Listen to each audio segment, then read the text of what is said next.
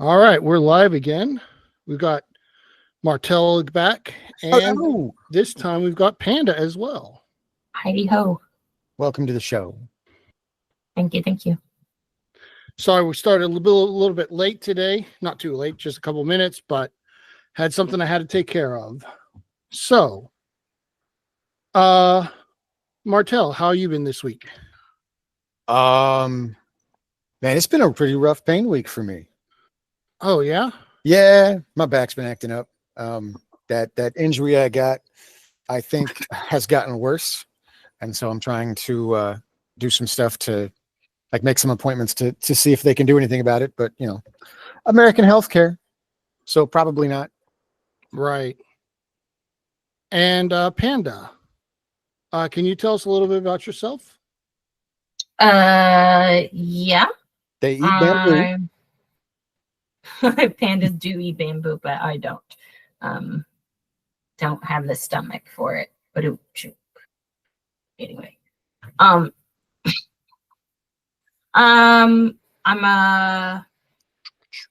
have a career in insurance, and I have kids, and Phantom and I are married, and I like music, and I'm a millennial. I don't know. What else do you want to know? I was in the IBLP for probably a good solid 10 years, if not a little longer.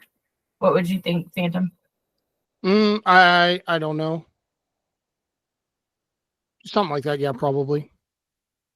And you were brought in because Phantom wanted to show you how bad it was. Yeah, but I didn't know that I wasn't supposed to be actually listening to it. I feel like you should have mentioned that at some point. Oh, I did. Actually, I did. I told her I don't believe this stuff. Don't listen to it, and she didn't listen to me. Yeah, it turns out ADHD and trauma before. It's fine. So we all make the bed. All right. Well, are you guys ready to get into it? Sure. Okay. Mm-hmm. We've got first note here is, of course, the verse. It's Matthew 5. It's the second part of Matthew 5:13, and it's, but if the salt have lost his savor, wherewith shall it be salted? It is thenceforth good for nothing but to be cast out and to be trodden under foot of men. So I wrote this note before. This is the first note I wrote for the book. I said I predict there will be a focus on falling away from the faith and the way it should be viewed by members of the IBLP. And right now my question is, what does it mean for salt to lose its savor, and what is the analog to the Christian life? Well, so you still going? Or was that a question? No, we can go ahead. We can. I mean, go ahead. Go ahead. Finish your note. Okay. After doing a little research, I have a better understanding. Salt in the ancient world was not pure; it was mixed with other minerals that would have. What would happen is sometimes you'd have the container of salt, but the actual salt might leach out of the container, leaving only other minerals with no saltiness. So there's the context for what Jesus was talking about when this verse was written, or the author was talking about. I don't know that I believe it was Jesus that said this.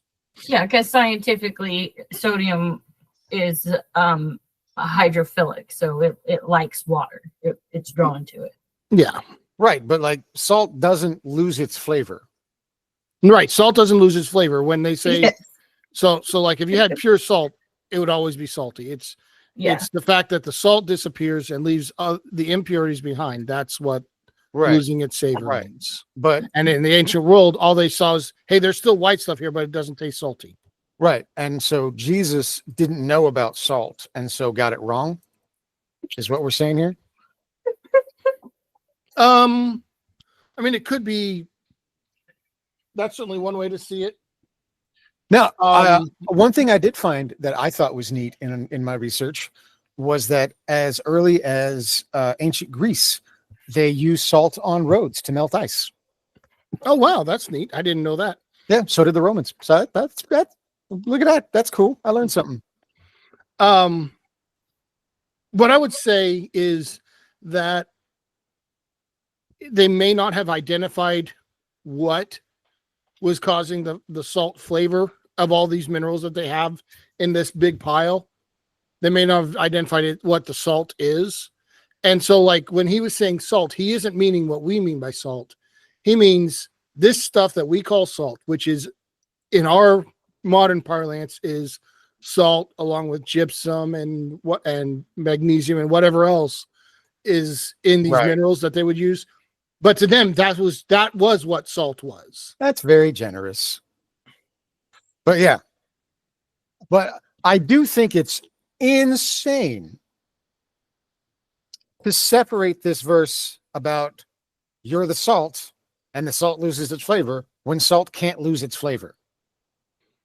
Like, Right. This is Gothard is insane in how much he will take apart scripture to be like, and this word the, when translated into German and back into English and through French, means you have to give me money.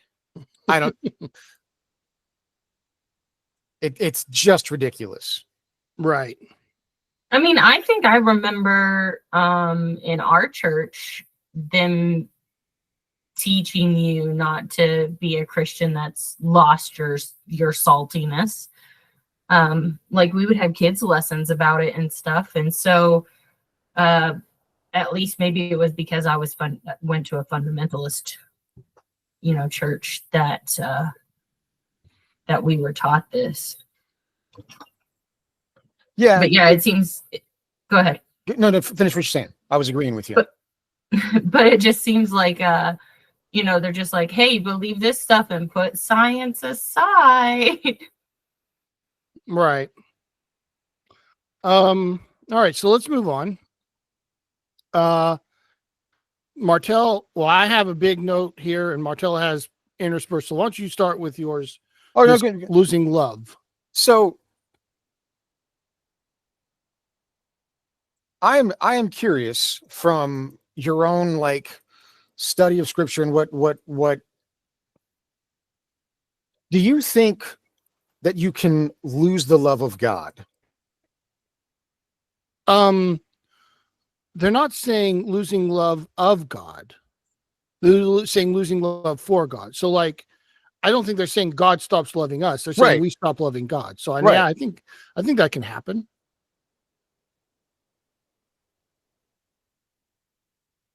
Okay. I mean, there's that verse where they talks about losing your first love. That's talking about losing. No, I know that the scripture says that. Why would you lose love of a real thing? Well, so when I was a child, I loved Rocky Road ice cream.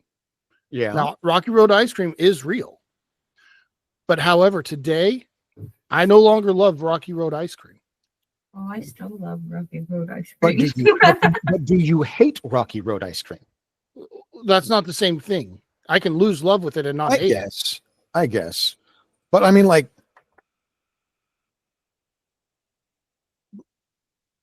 it's not like it became you're against it. You just have other things that match your preferences more. You didn't have to say it that way.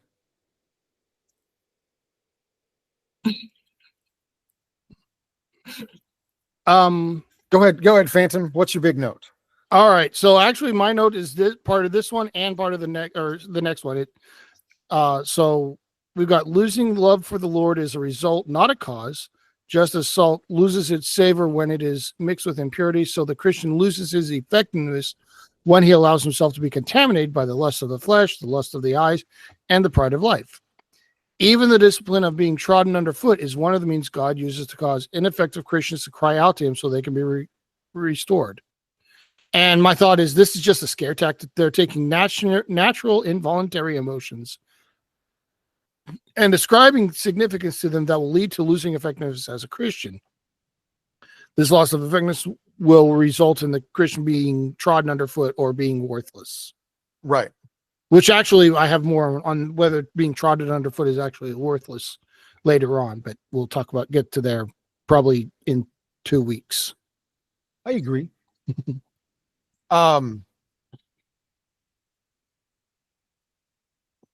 Do you think being contaminated by the lust of the flesh, do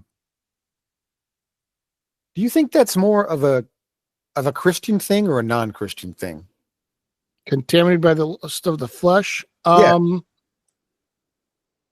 Like, I would say, I feel like there's a case to be made that extremely religious, repressed people become bigger perverts.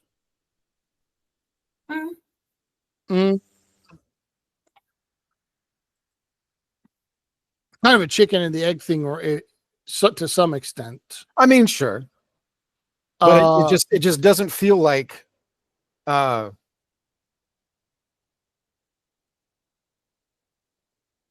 Well, you're right. There's a chicken and egg thing, but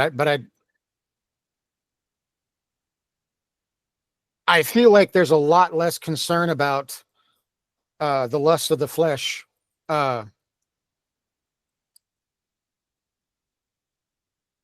outside of the church. Like, it's just a thing that happens, and it's, you have desires, not a big deal.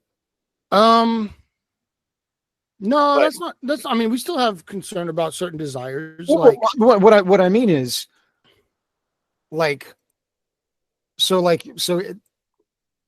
repressed Christian or a repressed person says, I can't think about any of these things. And so by not thinking about any of the sexual things, they end up feeling like it's all taboo. And since it's all taboo, there's no difference between thinking about abhorrent things and thinking about regular things. So as you have regular temptation, as you go through life and you have regular feelings, you are drawn more to talking about obscene things than just taboo things until you become dangerous. I wonder if that's my theory that why there's so much pedophilia in the church. Yeah, I see what you're saying. Okay, so yeah, and I think there is something to what you're saying. If you say there's only one line, and on this side of the line is good, on the other side of the line, it's all bad, and it's all equally bad. Stealing a stick of gum is the same as murdering someone. Right. If you say that, and you actually believe that, and not everyone actually, even though a lot of Christians say that, very few Christians would actually say, well, you stole gum, you might as well go murder someone because it's the same thing. But if you actually do say believe that, then when you've crossed the line, you've already crossed the line, you might as well, there is a phenomenon. I agree with you that's a thing that will happen is to some people is they'll just, it subverts whatever empathy that they had and whatever morality they had, and it turns it into something else.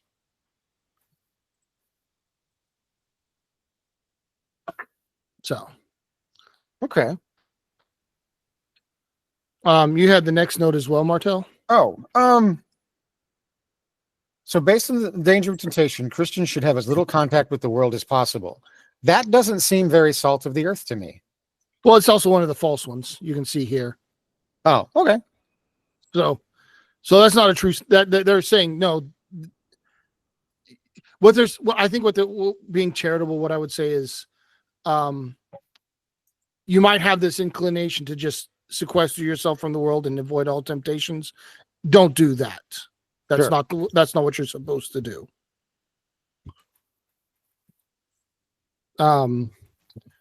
You've also got God is slow to wrath highlighted. Yeah. Based on the Bible, just an attempt at an unbiased look at the story of the Bible. Do you think God is slow to wrath? I was talking to a theist about that this week. Or not that, but something that I'm going to get to. I would say that in the Old Testament, God is not slow to wrath, but in the New Testament he is. And like, so they say God is unchanging, but there's a clear difference between the God in the Old Testament and the God in the New Testament. Oh, for sure. And so like the move that a theist should be making there is saying, well, God doesn't change, but our understanding of him changes. Right. And so it wasn't actually God being quick to wrath in the Old Testament. It was that people misunderstood what God was wanting or whatever in the Old Testament. So. Yeah. It just, that's a good way of saying it. That there definitely does seem to be a difference.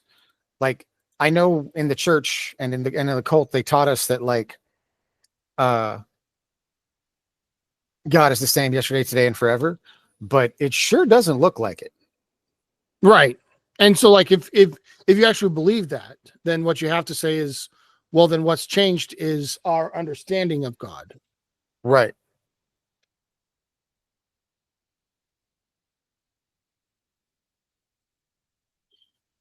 All right. That's a good point, Deviant.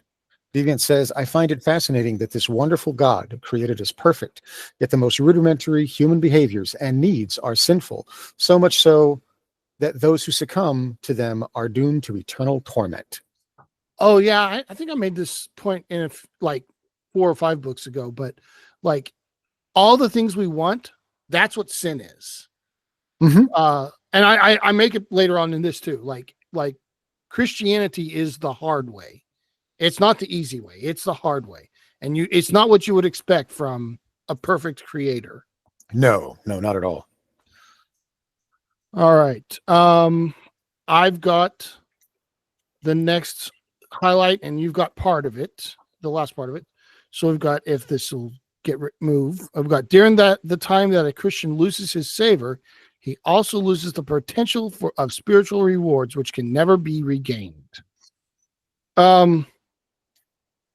And so, like, to me, this is like a deepity. It seems like a profound statement, and we're going to use deepity a couple of times in this book. Well, will you tell me what deepity means? It's a statement that seems profound at face value, but when you actually think about what it's saying, it's really not. It's kind of like a trivial statement. And so this is a deepity that seems profound, but it's basically just another way of saying that, every action you take means that there are other actions you lost the opportunity to take. Well, yeah. So you're saying no diggity. No doubt. Yep, that's exactly what I'm saying. All right, and what was your note on this one?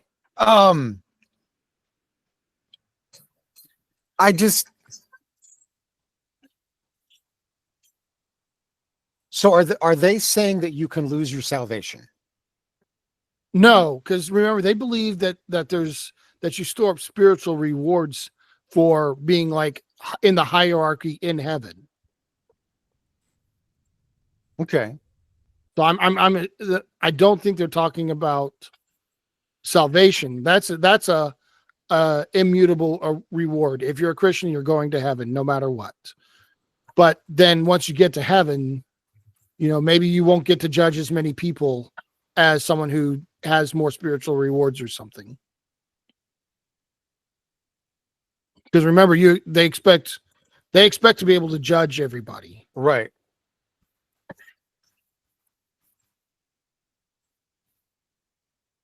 At least that's what I took of it by spiritual rewards. All right. Panda, your first note for the day.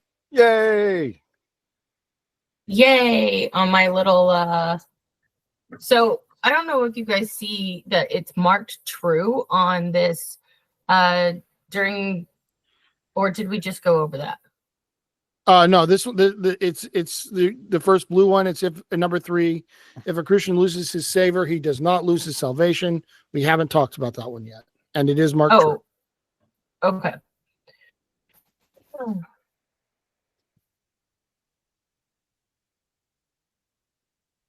Okay, never mind. Move on to the next one. Because Oh. my comment doesn't make sense now. Oh, okay. Okay. All right. Then we got Martel saying blood covenant. Yeah. Does Scripture ever call salvation a blood covenant?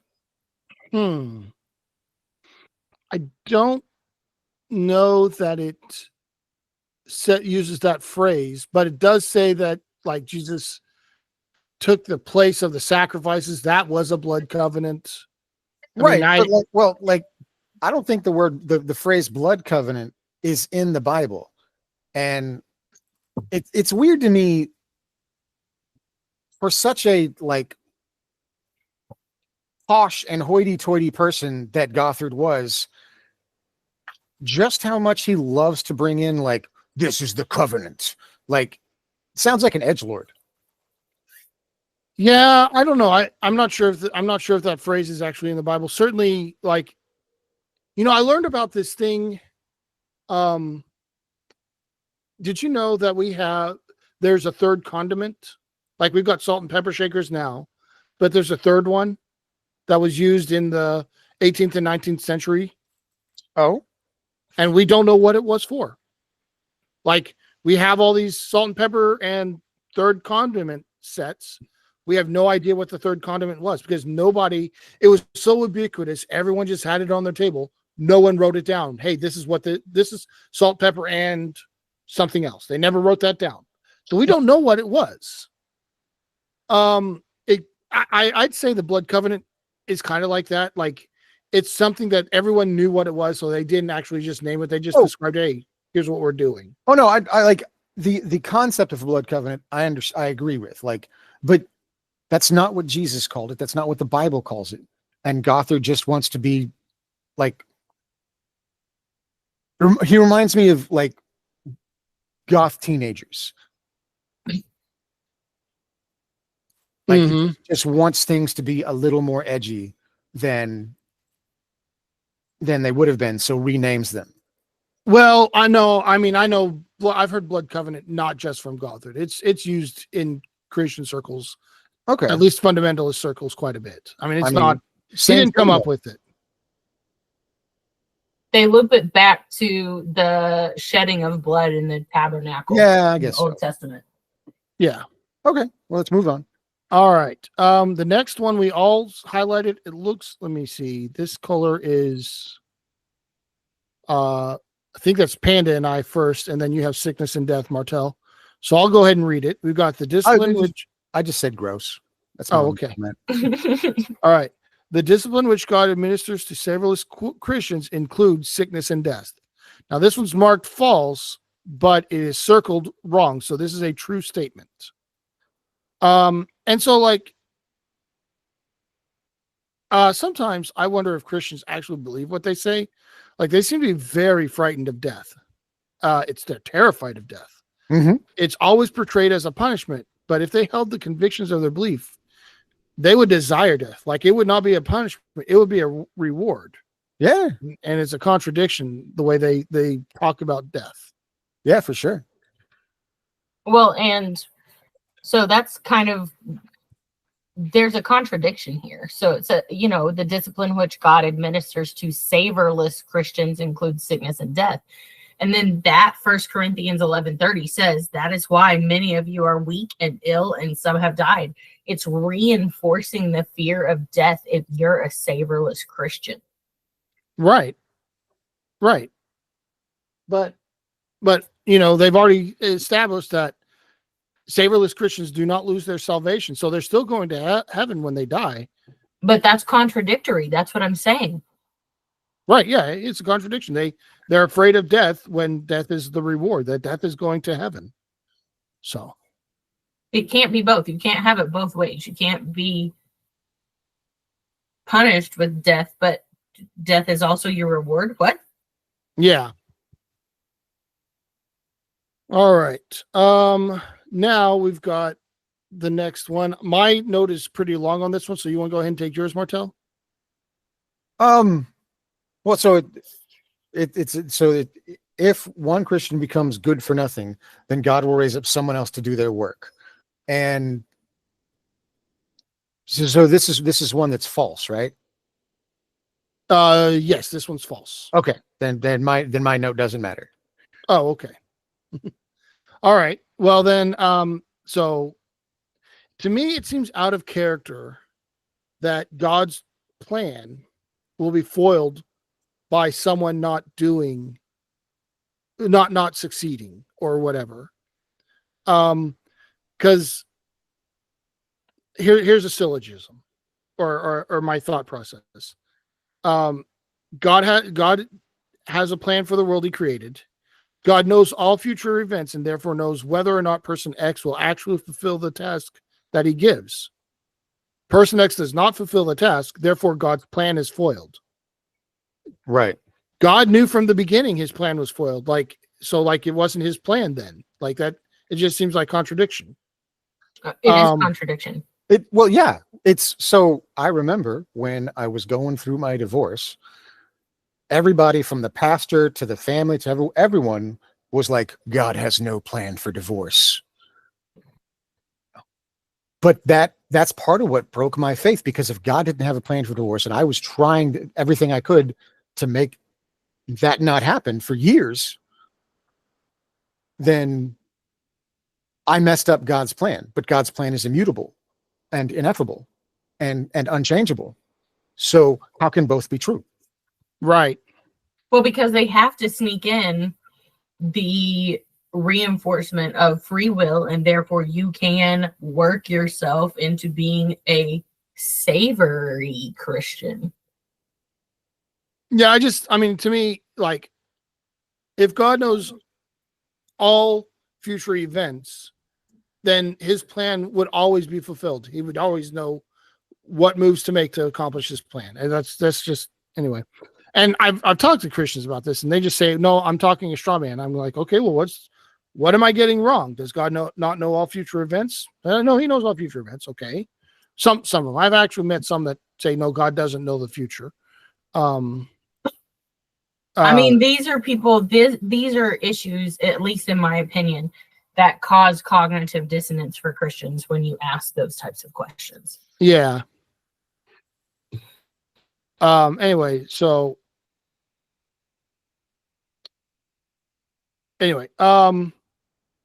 yeah, I actually had more in my note, but go ahead. Yeah. Okay, let's see. We've got I'm trying to summarize it because it's long. It's like a page long. Let's see. We're here for it, man. Well, let's do this. We'll go over this part of it. So from a Christian worldview, it seems odd to think that God doesn't have other tools he can use to fulfill his purposes. It limits the way that it got in a way that I don't think Christians would be comfortable with. And to me, like the logical conclusion of what they're saying here is many Christians in the past have not fulfilled their purpose. That purpose remained unfulfilled because God doesn't have a backup plan or a backup plan to fulfill that purpose. And the cumulative effect of all the unfulfilled purposes is the state of the world today. And I think you could argue, based on this, that at any arbitrary point in the past, you could argue that if every Christian at that moment perfectly fulfilled their purpose, then we would live in a perfect world today, or that God's plan does not include a perfect world. That's logical. Mm-hmm. Yeah, I feel I'm probably missing something there. That's probably a straw man, but it seems that's just what I can take from it. So I mean, right. that is much more logical than the people that are trying to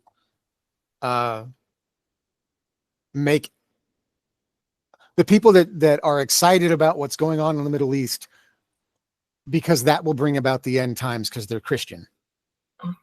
Right. Yeah. All right. We've got Panda has a couple of notes here at the end. Yeah. We let Panda, someone pays attention to the music. No, I accidentally, I was gonna say first thing, not the actual song. Oh man, I was 'Cause so I proud of you. I know, I accidentally. Oh, so you didn't mean to do that one? No. Okay. Okay. But the whole bolded part about the trampling underfoot of savorless Christians will be done by human authorities. And it's saying, see Psalms 106, 34 through 42. It doesn't say that humans are going to do that. It says that he, the Lord, is going to do it. Yeah. And so, yeah, that's a lie. That's just like blatant twisting of scripture. Like, and they're just expecting you not to read the. Well, it makes me wonder if it actually was false. Like it's marked false, but circled as that's the wrong answer. But we know Okay. that there's no teacher's key on this, so it's whatever Right. whatever the person grading it decides is the correct answer. Right. And so it could be the case that like this actually was supposed to be a false answer. I don't know. And I just realized looking at my notes, I did have one more highlight here that Okay, I good. didn't actually highlight. So we'll go ahead and do that. All right. So going back off of, God will not raise someone able to do the work. If this were true, there would be no motivation for Satan to try to destroy the godly seed. There'd be no reason for God to lament that he looked for a man to stand in the gap, but found none. The missionary call of Romans is based on the need for every Christian to fulfill his God-given responsibilities. This is absolutely a false dichotomy. Yeah. God couldn't find one person to do it. That didn't mean that there was one specific person he was looking to. Out of a whole group of people, he couldn't find one person. That's not That's not the same thing. that's not the same thing as saying, if you don't do this, no one will. That's just, yeah. So that was my note on that. They're taking something where God couldn't find one person and saying, see, God can only use that one person, and that one person didn't do it. I mean, it's clearly cherry picking. It's not even cherry picking, it's misinterpreting. Like it's not saying God was looking to one person. He was saying he was looking for a whole group of people, and none of them stepped forward. He didn't say, you go do this. He said, one of you guys go do this, and none of them did it. Mm-hmm. So anyway, all right, moving on to page 536. We've got a rainbow of colors on this page as well. And I've got the first one. Yay. All right. And it looks like both of you guys have comments on parts of it as well. So salt becomes worthless in two ways. By becoming mixed with impurities, this makes salt stale or give it an unpalatable off taste, or by having its power leached out through exposure to moisture. The moisture draws off the actual salt content and leaves behind worthless residue. Christians lose their witness in the same two ways: by being mixed with impurities of the world, and by having their inward power drained away. Now, looking at what we talked about for salt to lose its savor, these are not two different things. These are not two different processes. It's the same process. They're just describing it differently. Mm-hmm. You could say that step 2 relies on step 1 happening, but it's the same. It's just the same thing. Two ways of saying the same thing. Correct. And it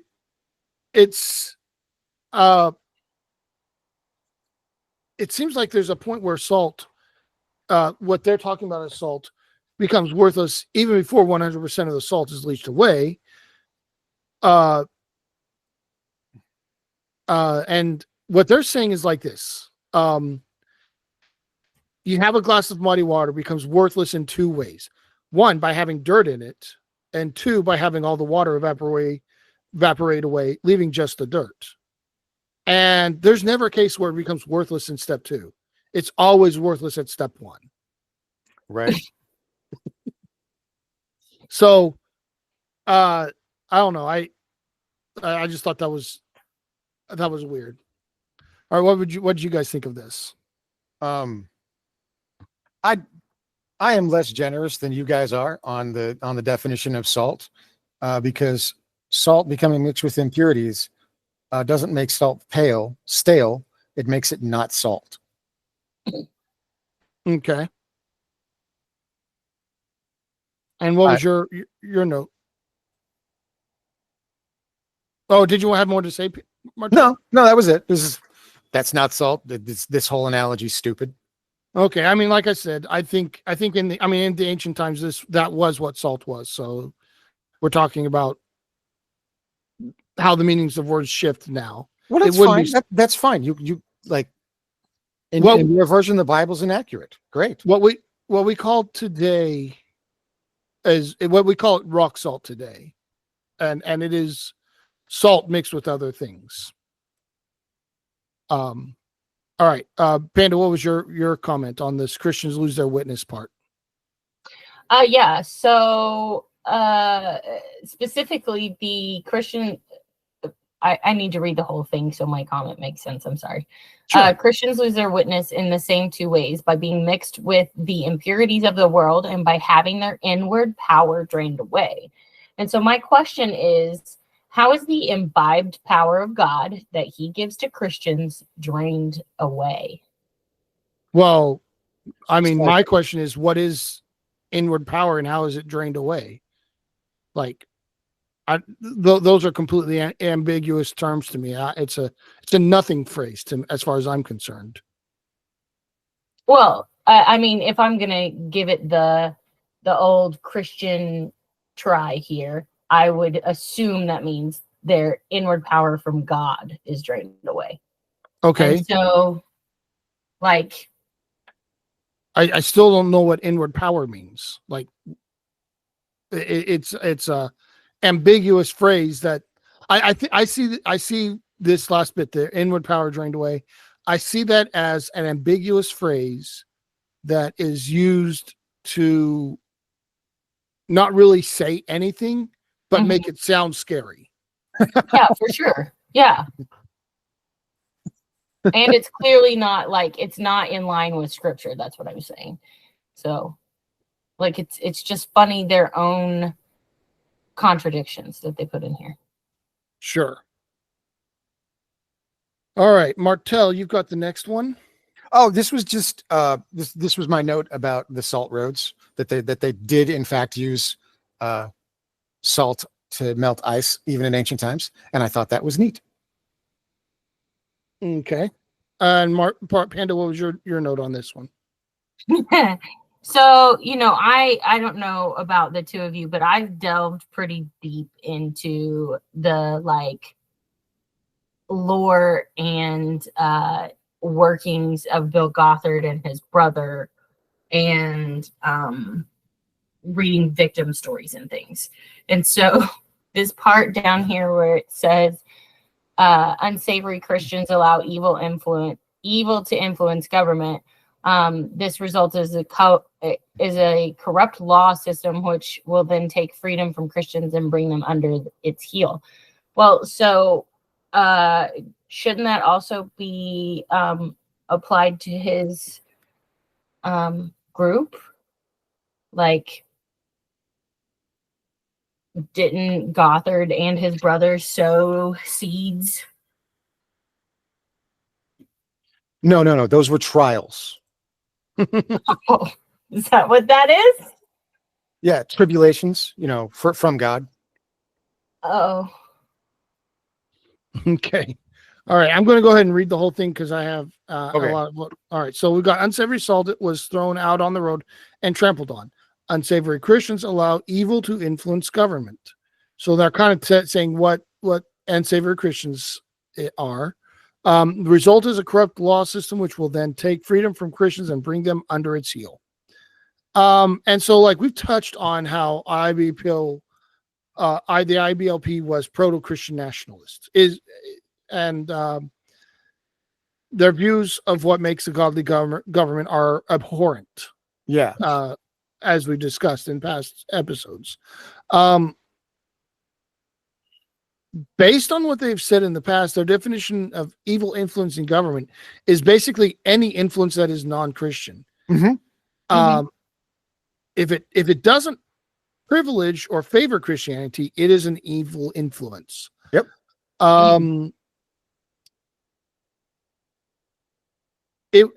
I can understand where they're coming from. Like if they were correct, if Christianity were true, then anything that would detract from Christianity would be evil. But the truth of Christianity is indeterminate, and the outcomes are demonstrably worse when Christian principles are favored over secular in the public sphere. So I think they're wrong here because of that. They don't believe that, though. Well, I mean, they're just denying statistics when they say that. And I don't care what they believe if they're denying statistics. You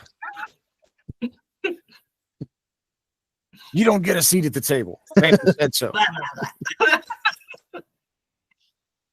No, they get a seat at the table, but they don't get a taller, bigger seat than anyone else, as far as I'm concerned.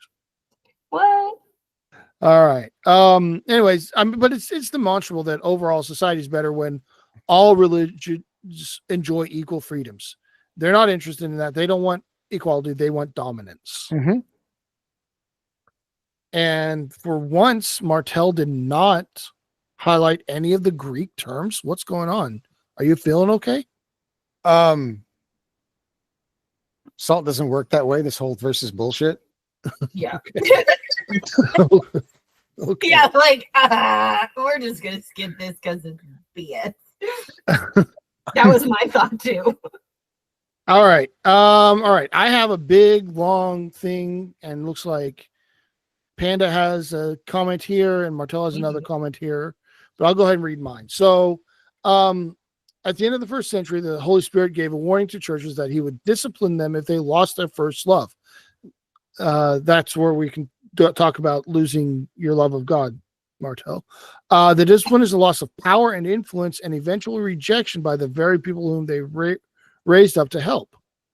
The disintegration of most religious movements has followed the 5 M's of the church history.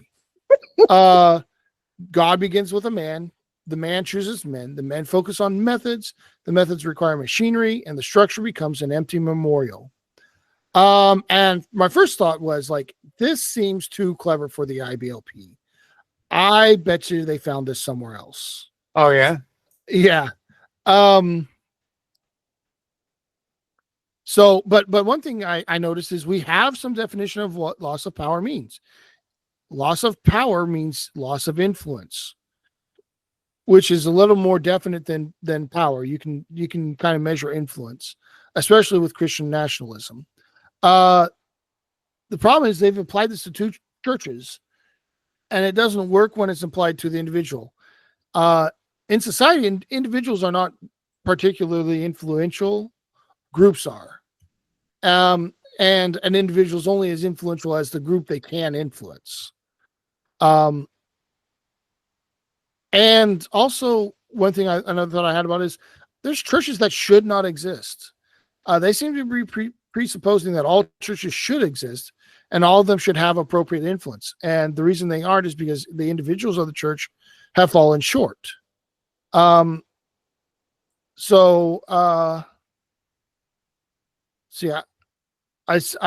predicted that we'll have reference to the 5 M's in this resource, and I didn't want to dwell on too much, but anyway, I think it would be interesting to see how the 5 M's applies to the IBLP itself, because I think you could argue that they've gone through this exact process. So we start with the man. We got Bill Gothard. Mm-hmm. And then we got the men, his inner circle, key leaders, family members. All the way down to the dads. All the way down to the dads. I would say even like maybe the Duggars. We're talking about the influential ones that were influential in the IBLP. The whole cult franchise system. Yeah. Yeah. You've got their methods, the ATI curriculum, seminars, character qualities, detailed rules for every aspect of life. Then we've got their machinery, their organizational structure, their training centers, legal apparatus, ministries such as various ministries like Alert and stuff, and just the sheer volume of materials that they put out. And then we've got the empty memorial, the massive decline, scandal, loss of influence due to exposure of Gothard's abuses, the rigid and legalistic nature of the methods and machinery that alienated people, and eventually led to an empty memorial for many who were once involved. So, like, they did this too. At least he followed the plan.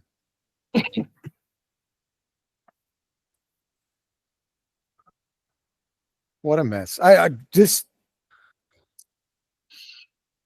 don't know why religious Christians or whatever, maybe it was just the 90s, they just really, really loved alliteration. I don't think that's unique to, well, you know what it is? I think it's ad copy from the mid to late 20th century. And I will get to I referenced that later on too. Okay. All right. Panda has a couple of notes here. Okay, so I actually got my things backwards. So my comment to the unsavory Christians allow evil to influence government. The result is a corrupt law system which will take freedom from Christians and bring them under its heel. My comment actually on that was that's what white nationalists say still to this day. That, like, if you don't believe the way they do, that, you know, corrupt people and evil influences are going to be on the government. It's very us versus them speak anyway. But in the formation of every organization are the seeds of its disintegration. Well, didn't you have this right here? Oh, I did. So in this, the discipline is a loss of power and influence, and eventually rejection by the very people whom they were raised up to help. So, like, to me, it's just, again, like othering people. Like, right. if you are not in with us, you're against us, and you're other. Yeah, that's true. And then, if you want me to, in the formation of Martel had this one right here too. Oh yeah, M's that's of right. The church. Where's that? You had M's of the church history highlighted. Oh, that I talked about that. That was alliteration. Oh, okay. All right. Then Panda, what's your thoughts on these last two comments? So in the formation of every organization are the seeds of its disintegration. The seeds are wrong ideas, which are promoted by savorless Christians. Does that mean that Gothard's seeds of the IBLP's disintegration are sexual immorality? I don't think we could pin Gothard's failings to just one thing. I mean, yeah, it is that was part of it. That certainly was a wake-up call for a lot of people. But you know, people were saying that IBLP is misguided for decades before that. Because of their legalism. So it wasn't just that. And not just that. And the legalism, I would argue that his whatever it was that he did to people, which I've never actually heard any like sex allegations, just general inappropriateness. Yeah. Yeah.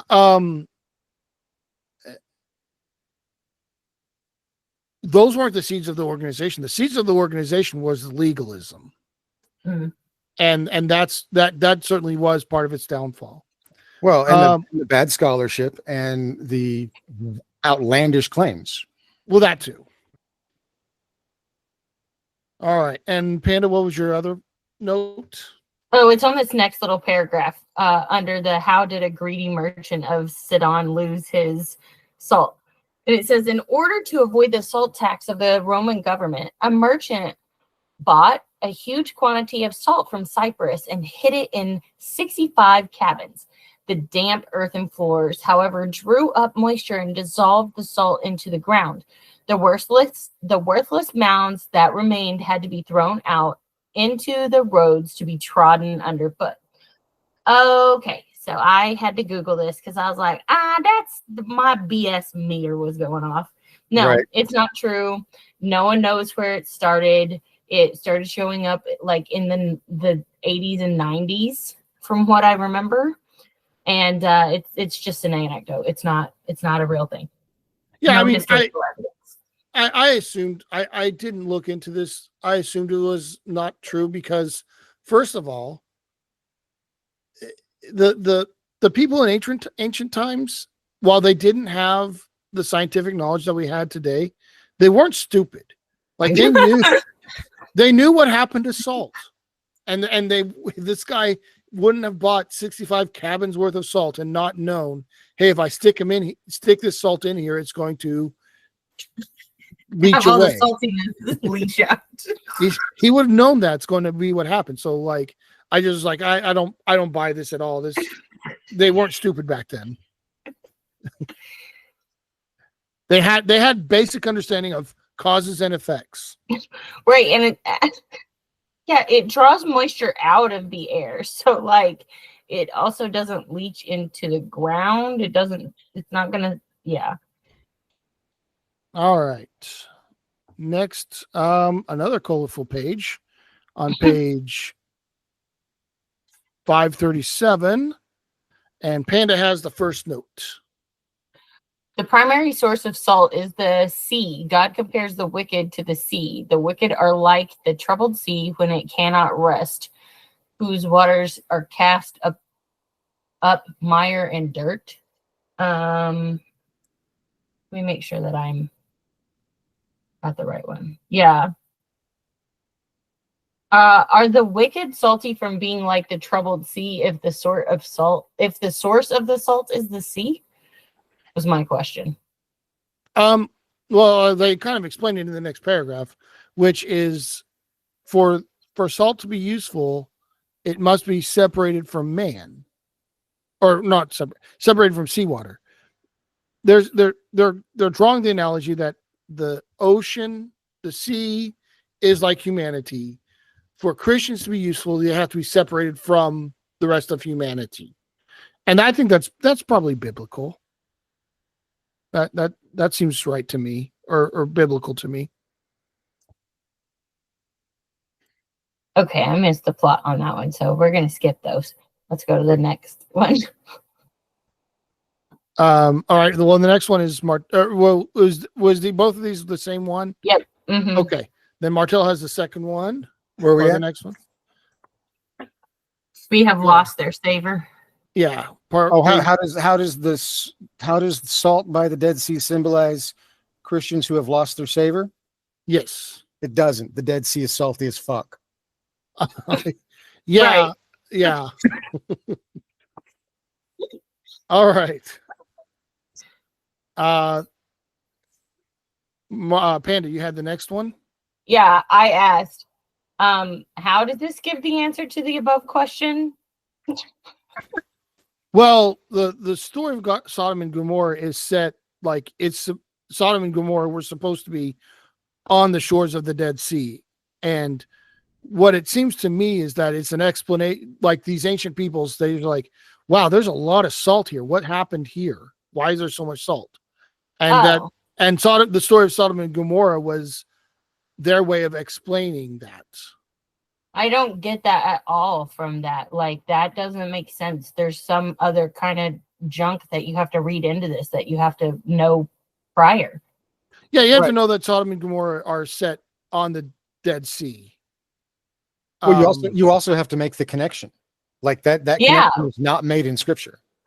Yeah, I did not make that connection at all with that question being asked and then that little story being told. I was like, what does that have to do with each other? Oh, well, I mean, it's not in Scripture. That's something I just read into it when I'm like, knowing that the story of Sodom and Gomorrah were made up and knowing where it's set, it's like, why would they make up this story? And it seems like it's an explanation for we've got something weird going on here. It's very salty, like salts. You got salt trees building up all over the shores of the Dead Sea. This is weird. We need to explain this. What happened here? Oh, well, maybe God destroyed these cities with salt. Oh, but you said that the saltiness was from like is that saying like all the people turned to salt or just Lot's wife turned to salt? The story says Lot's wife's turned to salt, but what I'm saying is like the story seems to be explaining why the Dead Sea is the way it is when it's kind of unique on the planet. Yeah, but at most a human will weigh when cremated, so turn to like some type of, okay, this isn't logical. Okay, I'm not gonna tell you my random weirdo facts, but like this no makes sensey. Well, also, if fire and brimstone blow up your city, it doesn't turn to salt. No. This doesn't make sense. I'm not saying and it also doesn't make a locked tidal basin. Let me be clear. I don't think that's why the Dead Sea is salty. I don't think God struck down Sodom and Gomorrah. Oh no, I understand. I think that is the story they told to try to explain why the Dead Sea is what it is. Yeah. What'd you say? And the fact that it didn't make sense is because they didn't know anything. They were Bronze Age sheep herders. Yes, but what I'm saying is even in the context of this little worksheet, to me, it's a far stretch to figure out that the Dead Sea is so salty because Lot's wife became a pillar of salt. That's what I'm saying. Oh no, they're saying it's so salty because God. That's a good point, Deviant. Deviant says Lot's wife, the nameless woman who weren't important enough to be even given a name, but is still important enough to be used to threaten people thousands of years later. Right. So they're not saying Lot's wife turned it salty. They're saying God made it salty as like a permanent testament to all who come before or come later.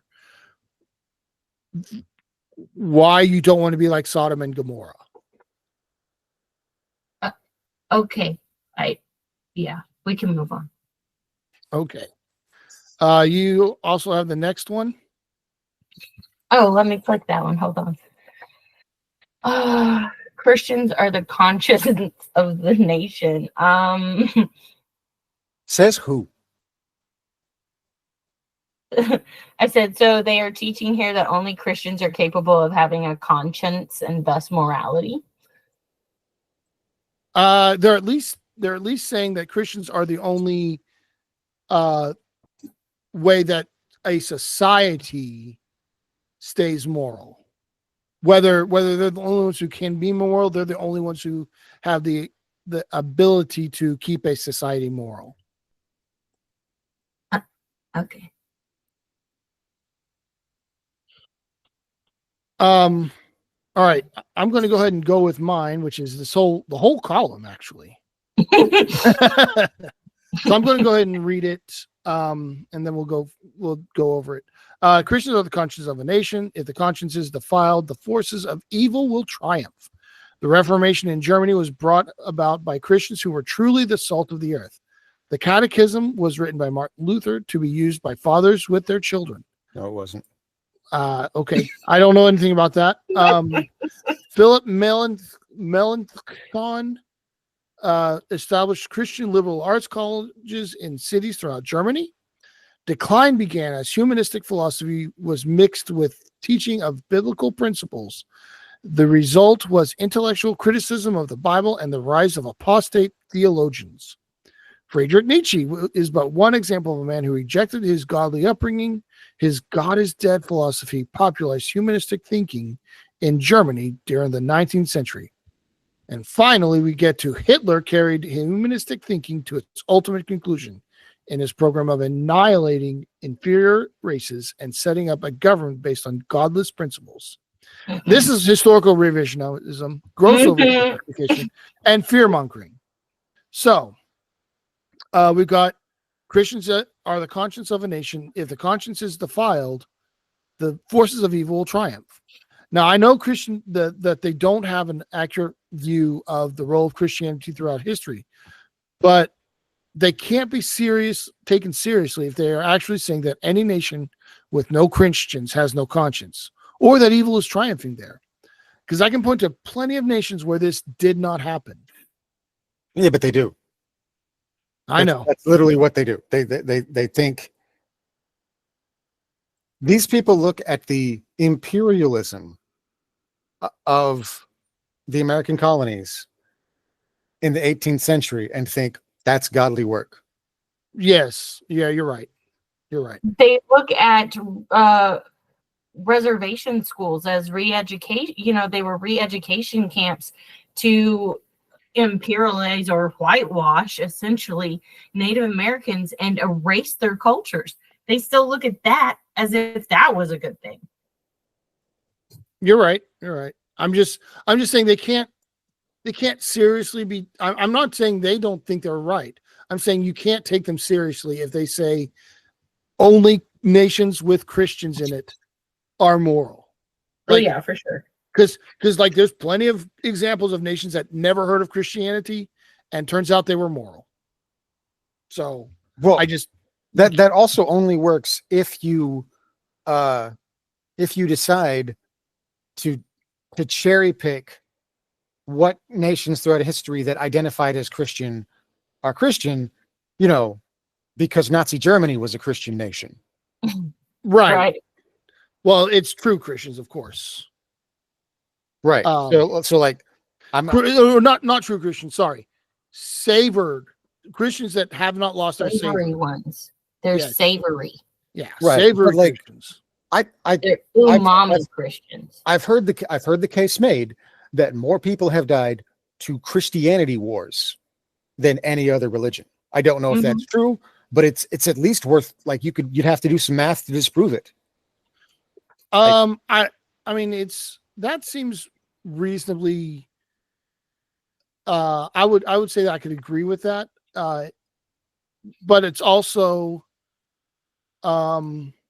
you're talking about like a scale of opportunities. Like Christianity has had way more opportunities to kill people through wars than most other religions have. That's true. And it's also, oh, excuse me.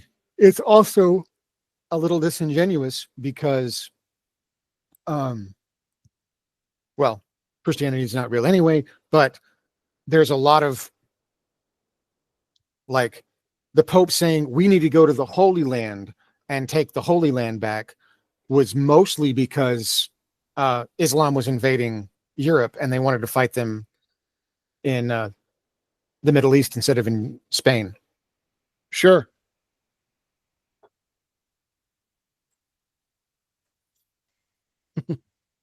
Yeah, Deviant lives in an immoral nation, apparently. Just so you know. All right. Martel, you had the next note interspersed in here with the catechism, which I assume that's what you were saying anyway. Yeah, the catechism was not written by Martin Luther. It was written much earlier. Catechism is a way that you train your kids, and it was a thing in Catholicism for about 600 years before Martin Luther, and Martin Luther wrote a new one. Just bad scholarship. And then I got the decline of humanistic philosophy was mixed with the teaching of biblical principles. This is just not good history. I think I finally figured out what Bill Gothard means by humanistic philosophy. Okay. And I have notes on this as well, but go ahead. And Bandit does it too. Everything outside of the IBLP literature is humanistic philosophy. Their view, is that what you're saying? Yeah, like he's like this is real Christianity, and it's always existed, even though it's never existed. So anything that wasn't IBLP was humanism. Maybe I think what they see humanistic philosophy as is anything that doesn't come from their interpretation of the Bible. So I mean, but yeah, that's basically saying what you just said. Panda, what was your note on it? I mean, just basically they're trying to reinforce you to not question the Bible or look at it critically. Okay. All right. So my note on this is it's hard for me to reconcile this. Humanist philosophy is responsible for a lot of the cultural advances that have happened over the last several centuries. A lot of them since like maybe I'd say probably last 500 years have been from humanist philosophies. And I don't recognize that. I don't understand the Christian nationalist mindset. It's like they don't recognize that Christian on Christian oppression has happened as much as Christian oppression has happened from other sources. And so like the IBLP seems to think that if they get their Christian nationalism, they will be the ones that are in charge. And there's no thought to the idea that they may not be. And they don't seem to recognize that there's many Christians that disagree with them. And one of those other groups is in charge, the ILP is not going to be the ones that get their way. Right. And it also, this is anti-intellectualism. They rely on this all the time. They're saying this subject is off limits for critical inquiry, and they're removing any growth in knowledge on that subject. Mm-hmm. And I have a little bit of a different definition of humanism than what you did, Martel. Okay. Humanism for them is a catch-all term for any critical thinking, secular education, or independent intellectual inquiry. You said the same thing with more words. Well, you included anything that was like different interpretations that I would not say are critical thinking or secular. Sure. So, all right, Panda, you have this next note on Friedrich Nietzsche. Yeah, like it's just saying that he rejected God, like by thinking deeply. Nietzsche was a deep thinker. He philosophical. It's just kind of ridiculous that like don't think it's another like sly undertone of only believe what we're telling you. Mm-hmm. All right, so my note was pretty quick. I've never read Nietzsche or studied his philosophies. From what I understand is that they are very nuanced and often misrepresented.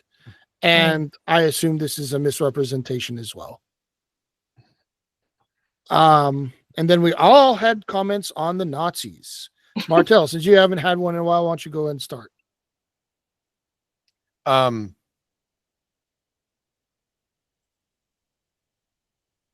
My biggest thing that Adolf Hitler would have been great in the IBLP. He would have agreed with almost everything.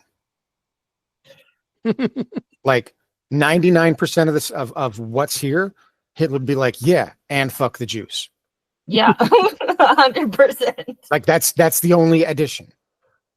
Well, Okay. that and conquer the world a little bit, but like, And get rid of all the.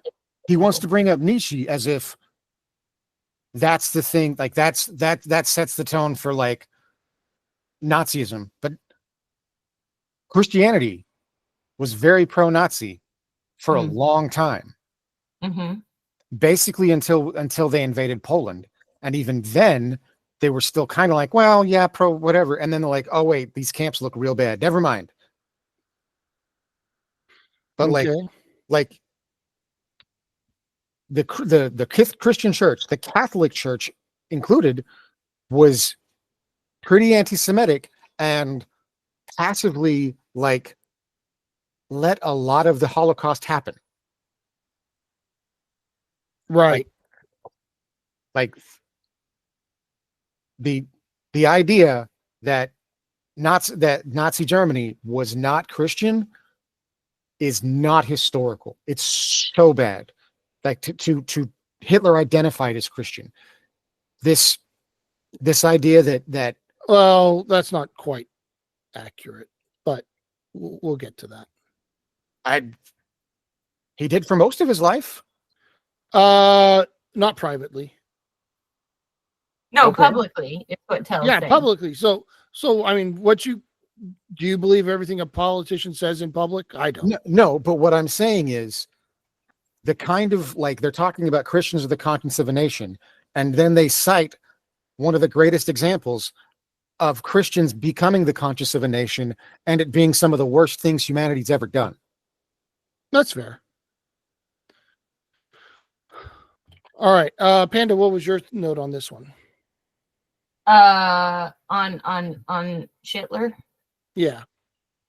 that they used Christianity to spread their doctrine in the beginning. Okay. All right. So to me, I'm just so tired of bringing up Nazis because it's the boogeyman in our discourse today, and both sides of any discourse will call the other side Nazis. Mm-hmm. And the truth is, Hitler was not an atheist. So they're calling him an atheist. He wasn't an atheist. He had an antagonistic view towards atheism. That's stuff he said publicly and privately. He was not a humanist because he had an antagonistic view towards Jews, Roma, Slavs, blacks, Asian, Turks, and homosexuals, and people with disabilities. And it turns out all those people are humans, and therefore you aren't a humanist if you hate them. That's true. So, You with your logic, Phantom. right. Okay. Panda, you have the next. How does the danger?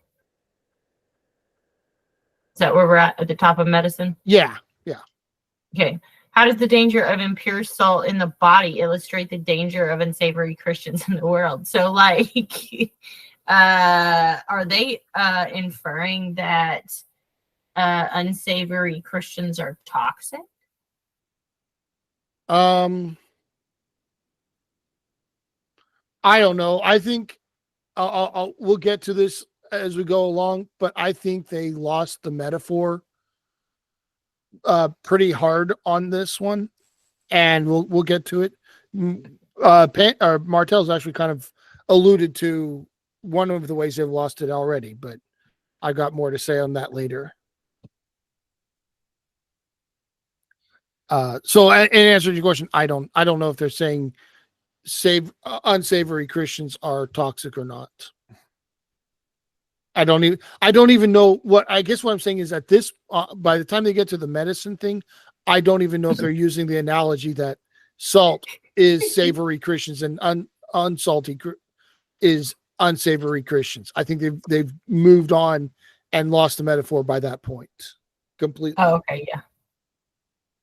I feel like it's important as we do this, as I do the study, part of the reason I do the Greek thing is so that I can put a decent translation of what the actual verse is as I go through, because I kind of forget, like, yeah, this is about that bullshit about salt as I go through this lesson. Yeah.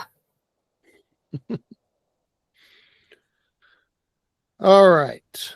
And then you had another one at the bottom there, Panda? Yeah. So how do Christians who lose their salt become more corrupt than the world? And so I was like, so it says Corinth was a seaport populated by wicked people and by Christians who had become carnal. The Corinthian church had immorality in it, which was not even mentioned among unbelievers. So I looked up 1 Corinthians 5:1, and it says, it is actually reported that there is sexual immorality among you, and of a kind that is not tolerated even among pagans, for a man has his father's wife. What does this have to do with salt? That's interesting because, like, that happened in the Old Testament. I'm pretty sure. I'd have to go back and look in that. And I'm not going to do that while we're live, but I'm pretty sure something like that happened in the Old Testament. Well, no, yeah, lots of weird nasty incestuous stuff happened in the Old Testament. Yeah. All right. That is true. But seriously, what does it have to do with salt? What does that story have to do with salt? They're talking about how Well, that's Christians- an assault.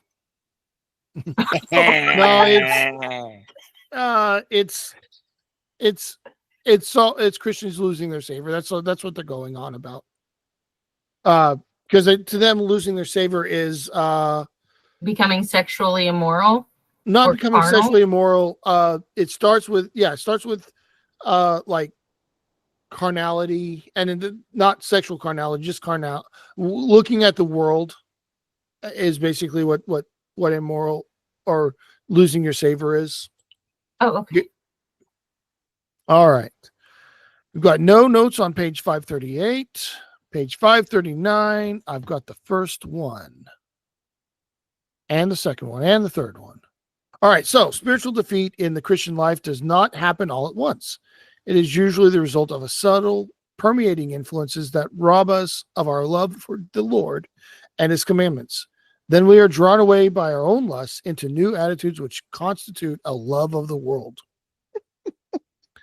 And so this kind of reflects my journey, actually, of leaving Christianity.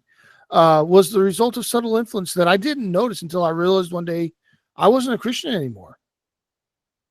I wouldn't characterize it as lust, but rather just realizing something didn't work, or two Christian ideas didn't really make sense together. So I would drop the thing that didn't work, or I would drop ideas that were contradictory. I wouldn't characterize it as a love of the world. I would just say I'm highly uncomfortable with cognitive dissonance, and thought-stopping answers were not satisfactory. They're trying to avoid that very process though right now. They're using the fear of losing faith as a deterrent against questioning. And a lot of Christians are told that they are incomplete without faith and have no basis for knowing that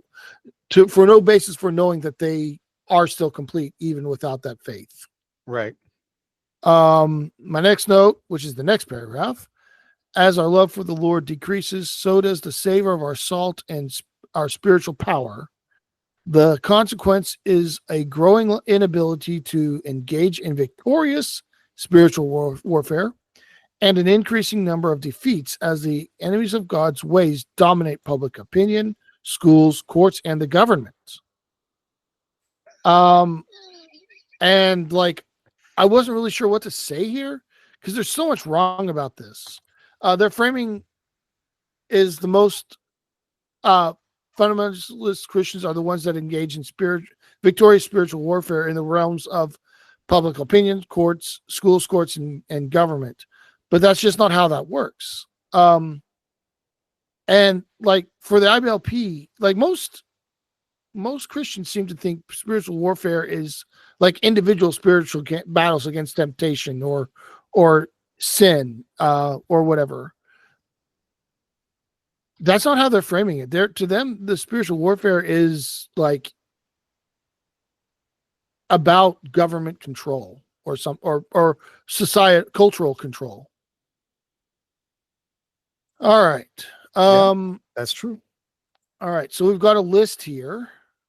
And I think they're going to go through this list in order through this section. But we've got lukewarm, backslidden, worldly, carnal, worthless, and apostate. And this list, I mean, I see this list as just another way to control by guilt. Are you feeling lukewarm? You're on the path to apostasy and need to repent. What about carnality? Well, you're about to become worthless and only one step away from apostasy. And I think there's a contradiction here. If the IBLP is such a perfect path of Christianity, why is it so hard to maintain? Like if it were truly the perfect kind of Christianity and it really did convey the advantages that they say it does, then it would not be so easy to slip out of it. Yeah. People don't leave ideologies that work for them. The fact is that it is easy to leave means that it doesn't work. And the constant warnings of falling away makes the IBLP seem inherently fragile and likely unsustainable. So those are my notes. You guys have any thoughts on that? Yeah. I mean, this whole thing is a slippery slope fallacy. Sure. And also, like, spiritual defeat in the Christian life does not like falling as if falling away doesn't happen all at once. It can. Like I understand that this kind of mirrors your experience, but like there's a lot of people that they get to the one big thing, or spiritual defeat in the Christian life often happens because Christians are shitty. Mm-hmm. Yeah. And- Yeah. My falling away is atypical among most Christians. Right, For but like sure. they're trying to like Gothard is trying to put on like a here's the path that of when you fall away. And you're right. You would, if the philosophy worked, you wouldn't be falling away. But also, like, he's definitely projecting here. Like, that's not how it usually works. And you're right. The worthless and apostate are just. I don't think you slip into apostate. I think that's a decision. I don't know. I don't know how much. Like apostasy is a status of your belief, and I don't think you choose your beliefs. So I would say you can slip involuntarily into apostasy.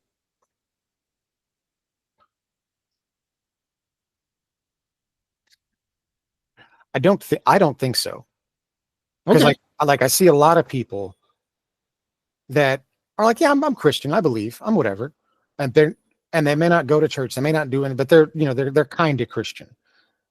And Sure. apostate is like ex-evangelical, like we don't believe, we have convinced that it is not true. Sure. What I'm saying is you don't choose your beliefs. Like the person who says, yeah, I'm Christian, they didn't choose to say, yeah, I'm Christian, or to choose to believe that they're Christian. The person who says, I'm not Christian, they didn't choose to believe they're not Christian. A belief is something that you're convinced of by external factors. Right. And so like you don't choose to do that. It just happens to you. I agree, but that's why I think it can't be slipped into. Like it takes, you have to realize it. You have to come to those conclusions. You have to think about it.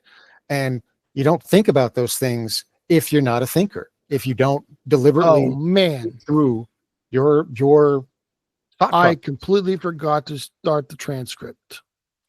We'll start now. Sorry, guys. Anyway, go ahead. Oh, that was it. Just I don't see worthless and apostate as necessary things that you're just going to slide into. No, I don't think they're necessary. I wasn't trying to say that. I just don't think they're I think they're involuntary. I don't think you choose them. That's all I was saying. Okay. All right. Panda, you have a comment here. Yeah. On the residents attempted to solve the problem by constructing a long stone pipe to hot springs nearby. However, when the water reached Laodicea, it was lukewarm. To show their disappointment and disgust, the townspeople took a mouthful of water and spit it out on the ground. Nope, there's no historical evidence of this. Of the spitting? Right. None of that lukewarm water, none of that happened. No, that happened. Well, the spitting part didn't. Yeah, maybe. I don't know about the spitting part. Well, what part are you saying happened? Laodicea was fed by two different pipes, one from like hot springs and one from like a regular reservoir. They used them for medicinal. It was well known for the hot spring water was well known for its medicinal uses at that time. Yeah, but they didn't do the spitting the thing out on the ground. Yeah, I don't know about that. Don't know about that at all. All right, moving on. no notes on page 540. Page 541. Martel, you have the first note.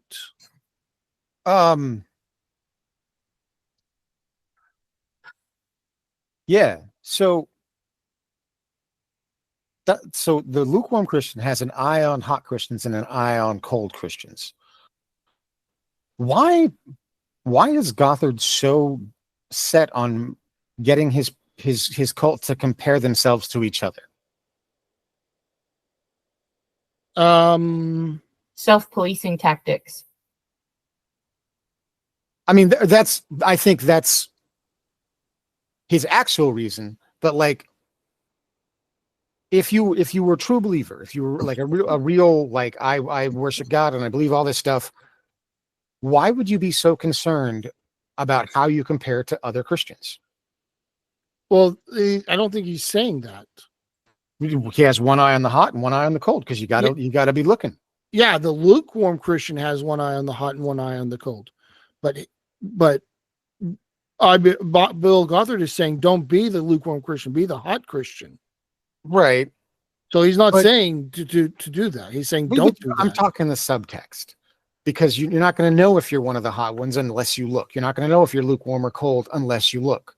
Well, no, that's not true. Like what he's saying is, if you look at other Christians and compare yourself to other Christians, you are a lukewarm Christian. He's saying what you should be doing is comparing yourself to Christ. So because we're all going to notice that each other exists, we're all going to be falling short and lukewarm. So it's a guilt fetish. Well, he's saying just don't. I mean, it could be that, but he's saying what he's saying is don't compare yourself to the other Christians. Focus on comparing yourself to Christ and striving towards being like Christ. Okay. All right. So we've got those who are spiritually hot recognize their spiritual needs and are seeking the Lord in order to meet them. Those who are spiritually cold are also aware of their needs. However, they are looking toward the world in order to meet them. Therefore, the way to overcome lukewarmness and return to our first love is to begin identifying our needs and seeking the Lord to meet them. Here is a checklist to begin this evaluation. My first thought is, seems reasonable. Lists can be helpful. But in the IBLP framework, every list becomes a lever for guilt and control. And when you don't check off every box. So, Martel, you had the first check. Mine's over the whole list. So if you got specifics, go ahead. Okay. Panda, you had the second one highlighted. Yeah. So I basically, I ask more questions of these things. So how are you to accept yourself but detest your sins, when most of who we are sins according to these teachings? I mean, I don't know. When they say accept yourself, I think they mean like not your internal self, but rather like your external features. Like they talk a lot about not being bitter about having deformities or whatever. And I think that's what he's talking about, accepting yourself. That's gross. Wow. Okay. I think it's important to accept yourself. But like where he's using it specifically about outward appearance things, that's what I'm saying. It's gross. You think it's bad to encourage people to accept their physical appearance? I think it's ableism that he's pointing it out. If you're going to treat everybody the same, you're going to ask everybody like internally. I don't think. Anyway, I digress. Go ahead. Huh. I mean, I would think encouraging people to accept their immutable features, I would say that's a healthy thing to do. Yeah, and that's why I'm saying that. I digress because I'm not expressing myself well. Okay. Not in the way that he has people accept themselves. He talked about the wounds of the face and the flesh, that if you give it to God, it gets better somehow. That is true. He has indicated that there are times where once you accept your deformity, God will make it disappear or something. Sometimes, not always. Only it if you're good enough. not if you're good enough. He said what he says is that if you are going to be more effective without the deformity, you couldn't keep the deformity if you wanted to. That's only if you're good enough with extra steps. Yeah, I guess so. All right. And Deviant says, I think the issue is that in the context of Gothar's teachings, it's actually not about being okay with the way you are. And there's probably something to that too. Yeah. All right. So,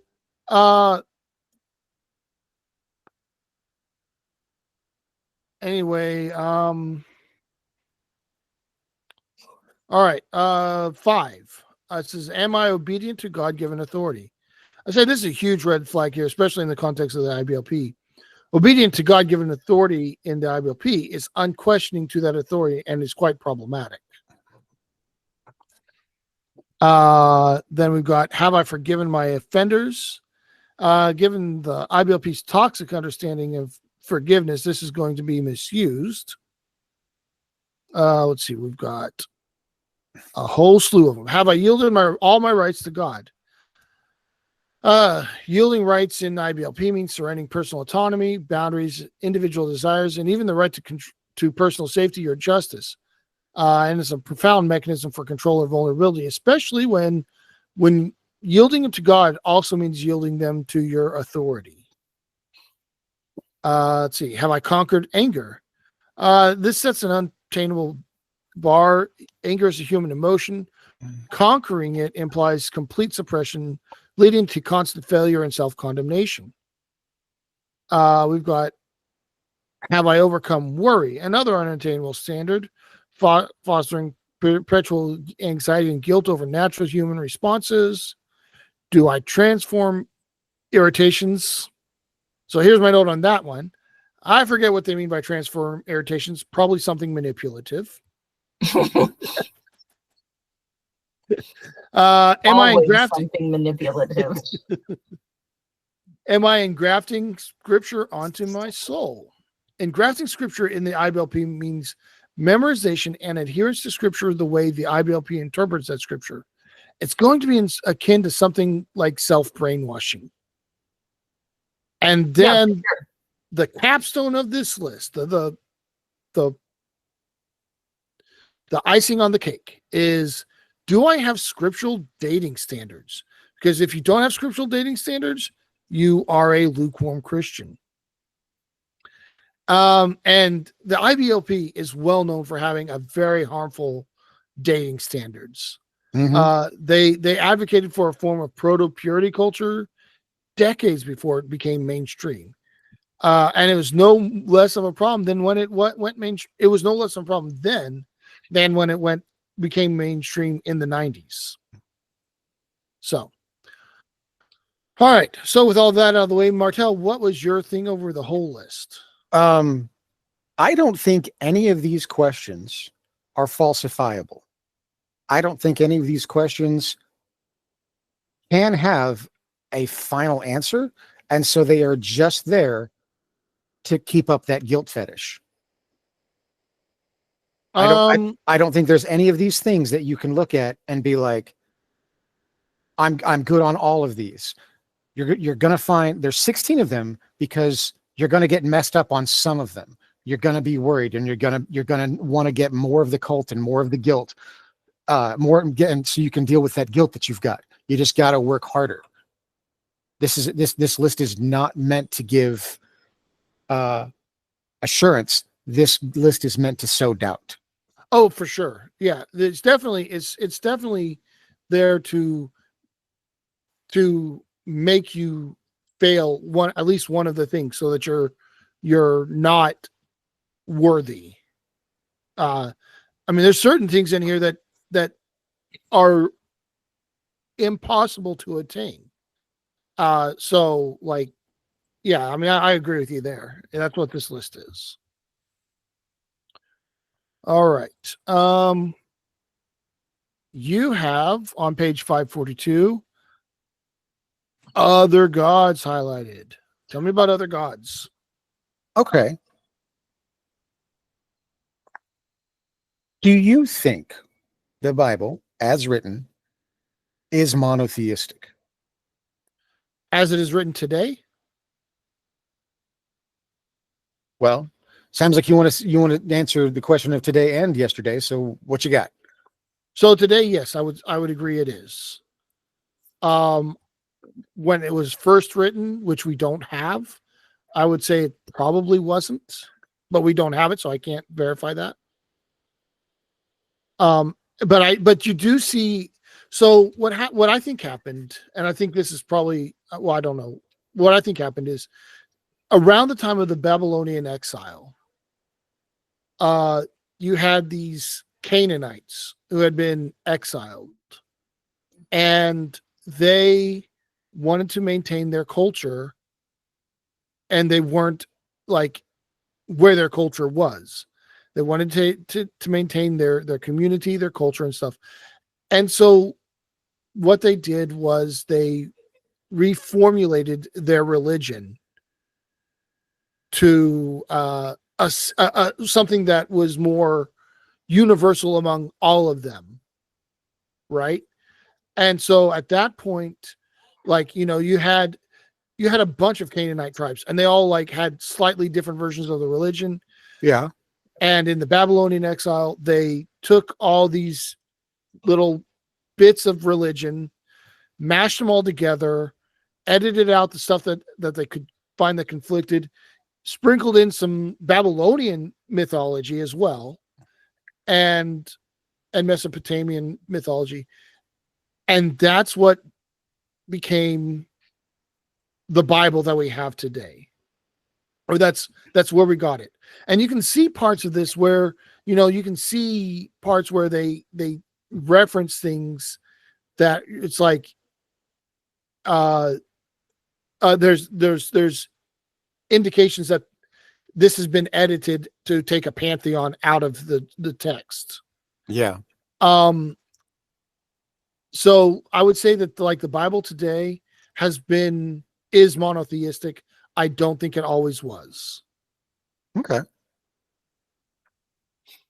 Yeah, a quick Google search says Canaanite religion was a polytheistic and monolatristic faith practiced in the ancient Levant or modern day Israel, Palestine, Syria, Lebanon, and Jordan from the Bronze Age through the Iron Age. It centered on a pantheon of gods and goddesses with El, Asherah, Baal, Anat, and Astarte being prominent figures. This religion influenced the development of Judaism, which later embraced monotheism. And then El being one of the key deities, the supreme god considered the father of the gods and humans and the god of wisdom. El turned into El Shaddai. That is the all God wisdom. That is what turned into the Judean monotheistic God. Yeah. And also there's other evidences of this, like when who was it, Nehemiah came back to build the wall, like, and he was struggling with the people that lived there, right? Because they were like not his religion. Well, that's true. They didn't go through the process of like combining their religion and synchronizing it and making it a unified religion with one God. They were still practicing the original Canaanite religion. Like you can see a lot of this in there if you're looking for it. You can also explain it away, like Christians do have explanations for why it talks about other nations, other peoples that have what appear to be real gods. So like it's not that you can't explain this away. It's just that, like, if you're looking at it with a critical eye, I think you kind of see that it wasn't always monotheistic. So anyway, that was my answer to your other gods question. What's your answer?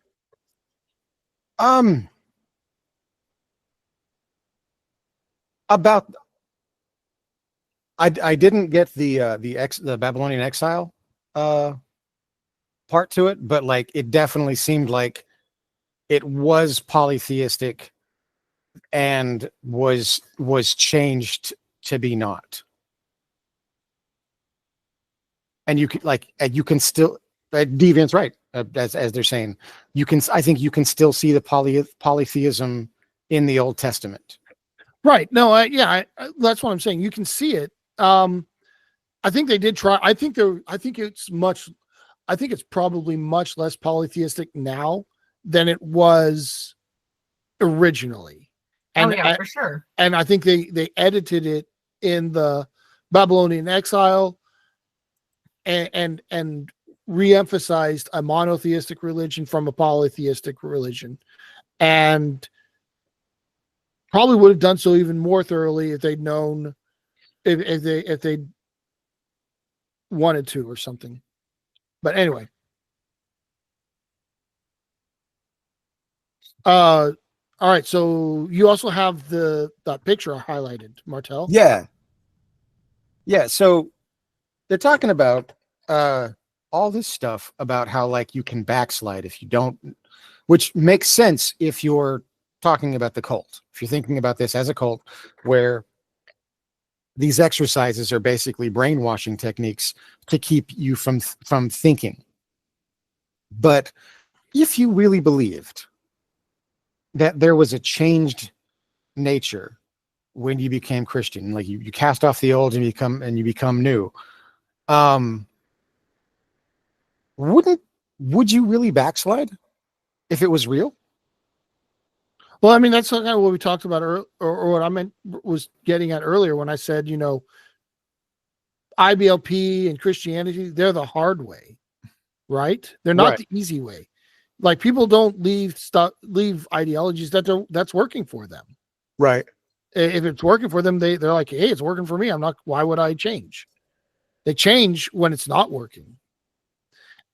So yeah, I agree with you on that 100%. What about you, Panda? Yeah, I agree with you guys. Okay. You have the next comment. Yes, excuse me. It says the high places of our day are those objects of worship which are used for both the Lord and Satan. And I pointed out, look at the inference of TV being an object of worship used for the Lord and Satan. This is This is a subconscious plant to believe that TV is used by Satan. Oh yeah, no, I agree, and it's also what's on it. It's Rockstar. Yeah, for sure. But don't yeah, listen to the Satan beats. I almost wanted to comment on that, but I don't remember why I decided not to. But Okay, you left it for me. Yep. All right. Martel, you have anything to add to that? I like TV. All right. All right. And then you have another comment? Yeah. So learn what causes backsliding. And so it's mainly the chart on the next page. So can you pull it to the next page? Yeah. So basically, as evil becomes more corrupt, those who are in the middle of the road move away from truth. In fact, those who are in the middle of the road today are standing where evil was years ago. And so I said an ever-sliding scale of sinning worse than in the past. This seems to infer that there is always going to be a better, quote-unquote, truth to live up to. Mm-hmm. Is that all your notes for this, or did you have more? Yeah, I think so. Like, okay. The whole thing disgusted me. It like really made me angry. Sure. All right. First of all, I want to point out this picture here. We had a board game that had that picture as the board of the game. Yeah. And we did. And this, when I saw that picture, as a 6-year-old or 7-year-old, however old I was, this was when I realized that board game and the stuff I was being taught are used for being taught in at homeschool were put out by the same people. So that's just an anecdote that I happened since I was looking at this picture. I was just like, oh yeah, I remember that. All right, so Can I've I got comment on your anecdote? sure. So that picture looks terrifying to like a child Yeah, to me. I don't remember. I don't remember what the context of the board game is, but it's obviously saying, if you care about cars, skiing, fishing boats, and houses, and snowmobiles and motorcycles, you're going to end up in a bear trap Okay, but at the bottom of a pit. I Yeah. remember thinking that when we finally got to play the game, that the game was way less cool than the graphic. I remember thinking that as well.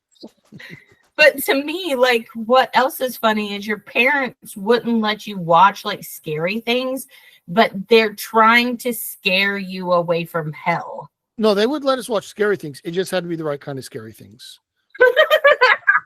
We couldn't watch kissing Oh no, that's so scary. Yeah. All right. or commercials.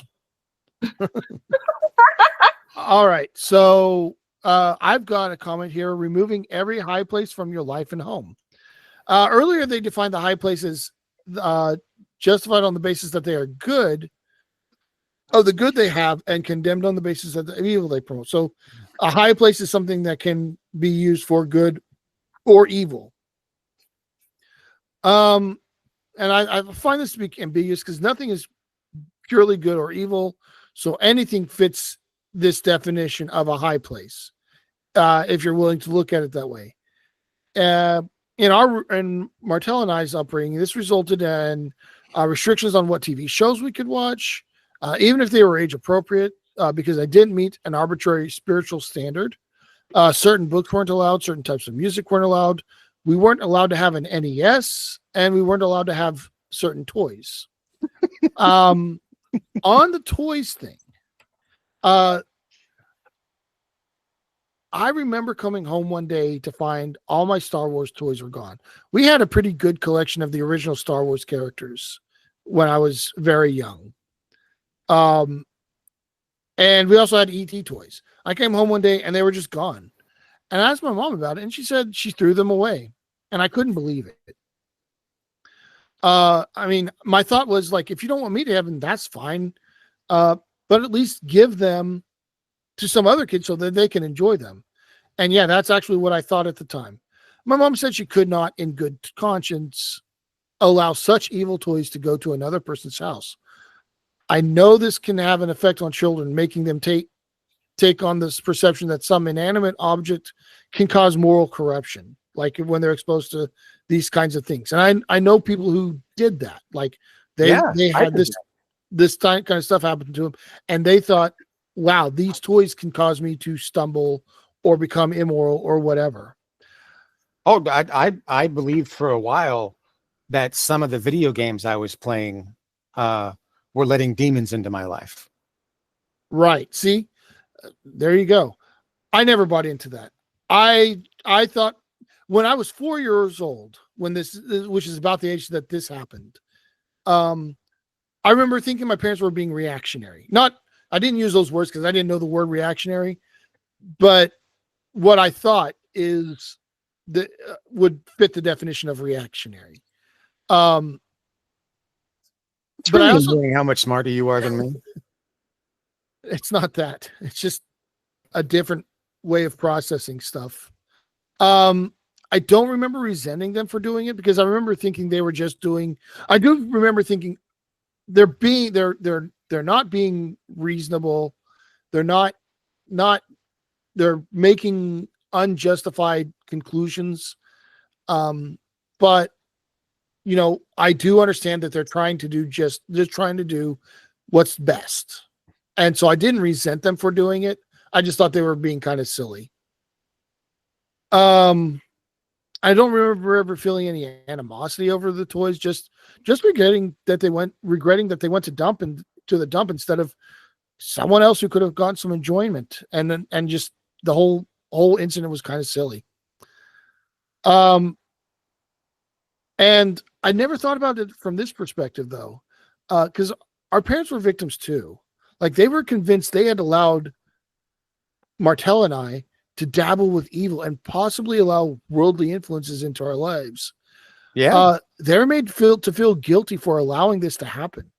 And they were probably fearful that they'd open the gates to our spiritual destruction. Mm-hmm. Like, that's pretty bad. That's just trying to terrify people. Right? And you're using their children to terrify them about the way they could possibly raise them. Well, what they've done, the things that they've already, like my mom didn't realize this, because otherwise we would never have had the Star Wars toys to begin with, or the ET toys. Right. And then she realized this, and now she feels this tremendous guilt because, oh my God, what have I done to my children, my sons? They're now open to all these influences that I never even thought about. What was that word you were talking about when we started, Amanda? Or about the Scrupulosity. Yeah. Yeah, the religious OCD. Yeah. I'm fair. Yeah. So, speaking of religious OCD, I can remember the most extreme example of it, which is a little embarrassing for me. But in the early 90s, I was a lot less cool than I am now. And I really wanted to get for home, I wanted to be a badass, and so I wanted to get Billy Banks' Tybo. Oh. Okay. The like karate exercise cardio thing. Yeah. Yeah. And I remember Mom was like, "There's a dragon on that. Dragon means the devil. You can't have that." Oh, right. Oh my Jesus. And so when you talk about like religious OCD, like, you're right. Our parents were victims. Yeah. Like that is not a rational thought. No, it's not. And just from personal experience, and I don't know, you guys know their story better than I do.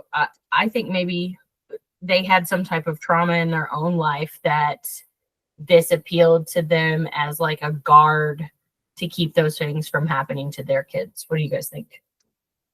I don't know. I don't know either. They've never said anything about that to me.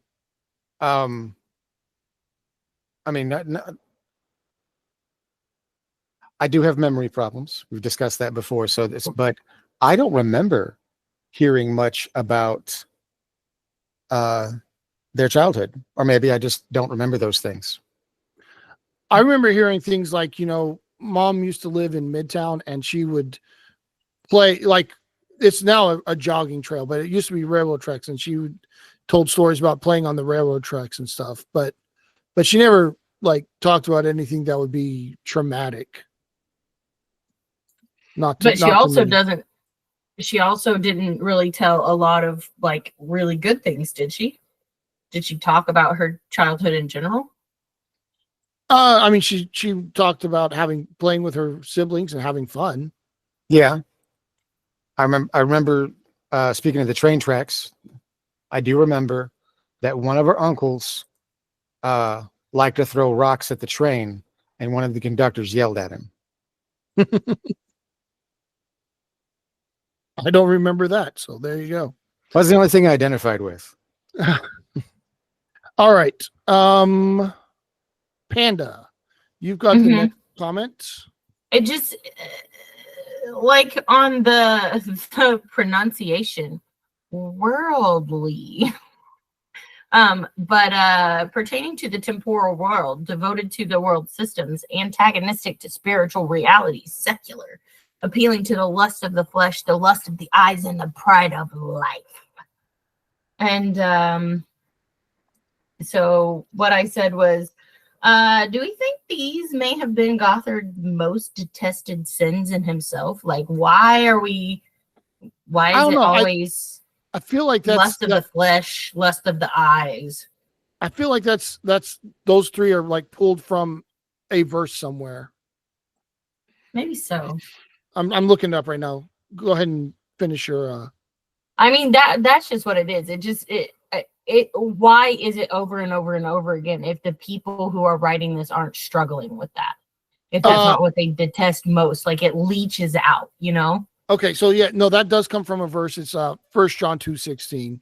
And it says, "For all that is in the world, the lust of the flesh, the lust of the eyes, and the pride of life, is not of the Father, but of the world." So, like, I mean, maybe this verse resonates with them for some reason specifically, but they're drawing that phrasing from the Bible. It's and a specific verse in the Bible. I mean, coming in clutch with all the historical knowledge about polytheism in the area. Oh, I know. Thanks, Devian. Oh, do you want me to do the rudiments of the world are identified in John 1:26? That one? Yep. Okay, hold on. Let me pull my note back up for that. I just think that, like, again, they're only pulling out the verses that are agreeing with what they're trying to teach you. It's just a whole lot of like cherry picking. It's no contextual stuff. Right. Yeah. I mean, and oh look, I didn't even have to look up the verse. It was right there, sitting there waiting for me on your next note. All right. Moving on. We got page 544, and Martel has the first comment. Do I? Yeah, it says, "Who is rumored to have set the fire about Nero?" Oh my gosh. I know. This was Nero is not rumored to have set the fire. That is 2,000-year-old propaganda. No. That. It is not 2,000-year-old propaganda. It's 1,900 years old. Depends on how you round, but still, like it is propaganda that happened after Nero died. Right. But yeah, like this is such like this is a school curriculum. Well, I don't know this makes just as much sense as being like, and then Mexico invaded the US and that's why we went to war. Or like so I don't know when scholarship started reevaluating Nero. I feel like it's been in the last 2 decades. Because it was kind of like the common knowledge that Nero did set the fire for a very long time. Not among serious historians. I don't know about that. It seems to me like even serious historians, like they've reevaluated Nero within my lifetime. They have, but not about the fire. Okay.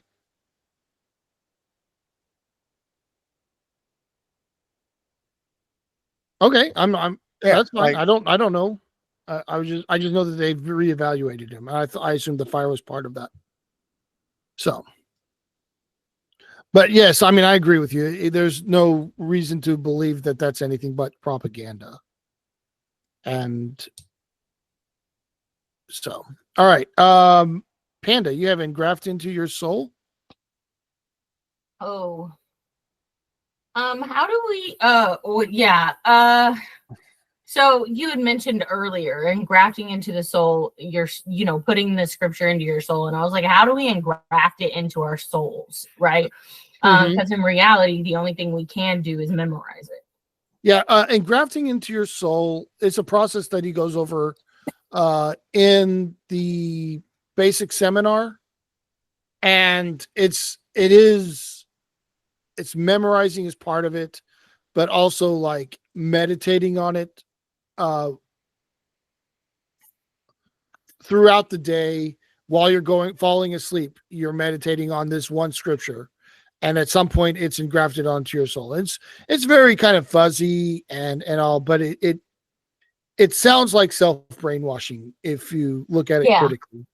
Yeah, So, all right.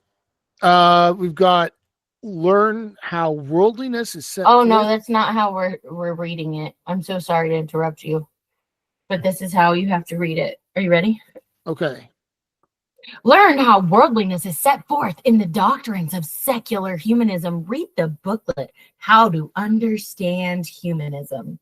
Mm-hmm. This is their plug. Buy more stuff. Maybe. Yeah. It is. That's their book. It is their book. Yes. That's what I'm remember. telling you guys. I remember having this book. I remember having a book with this cover on it. I don't remember if it was about humanism or something else. I would love to get my hands on this book because, like, I would love to see what their booklet on humanism is. They still sell this on their website. It's $4. I didn't buy it because No, I'm not buying that from them. I'm not going to give them any money. Hold on, I'll check eBay. All right. Next page 545. Martell, you have special highlighted.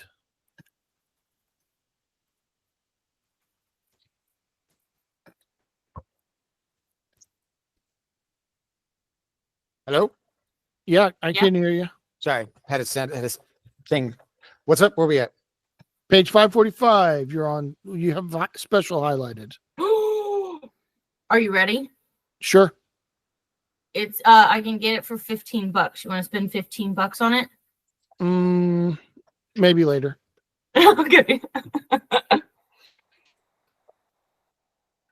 That's it. Sorry. Okay, special. So this is just me nitpicking, but his parents took special precautions to keep him holy and pure. Talking about Samson, but he brings this up because they want to make sure that every parent thinks their kid is some special thing. But like Samson was a prophet. He was a judge. He was a judge, but like he was specially called before birth.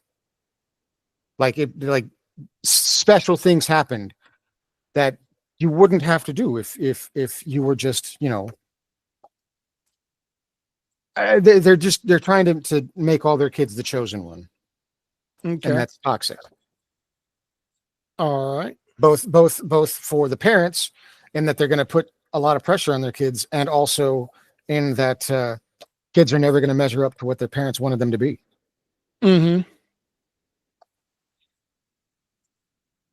Okay. Panda, you have the next comment? The Samson one? Yep. Is this saying that lust leads to being tortured? I would say they would probably say, yeah, that's true. Even if it's not physical torture, it does lead to some kind of torture. Okay, that's what I thought it was saying. That's my note on that one. Oh, okay. Martell, you have first level of carnality highlighted?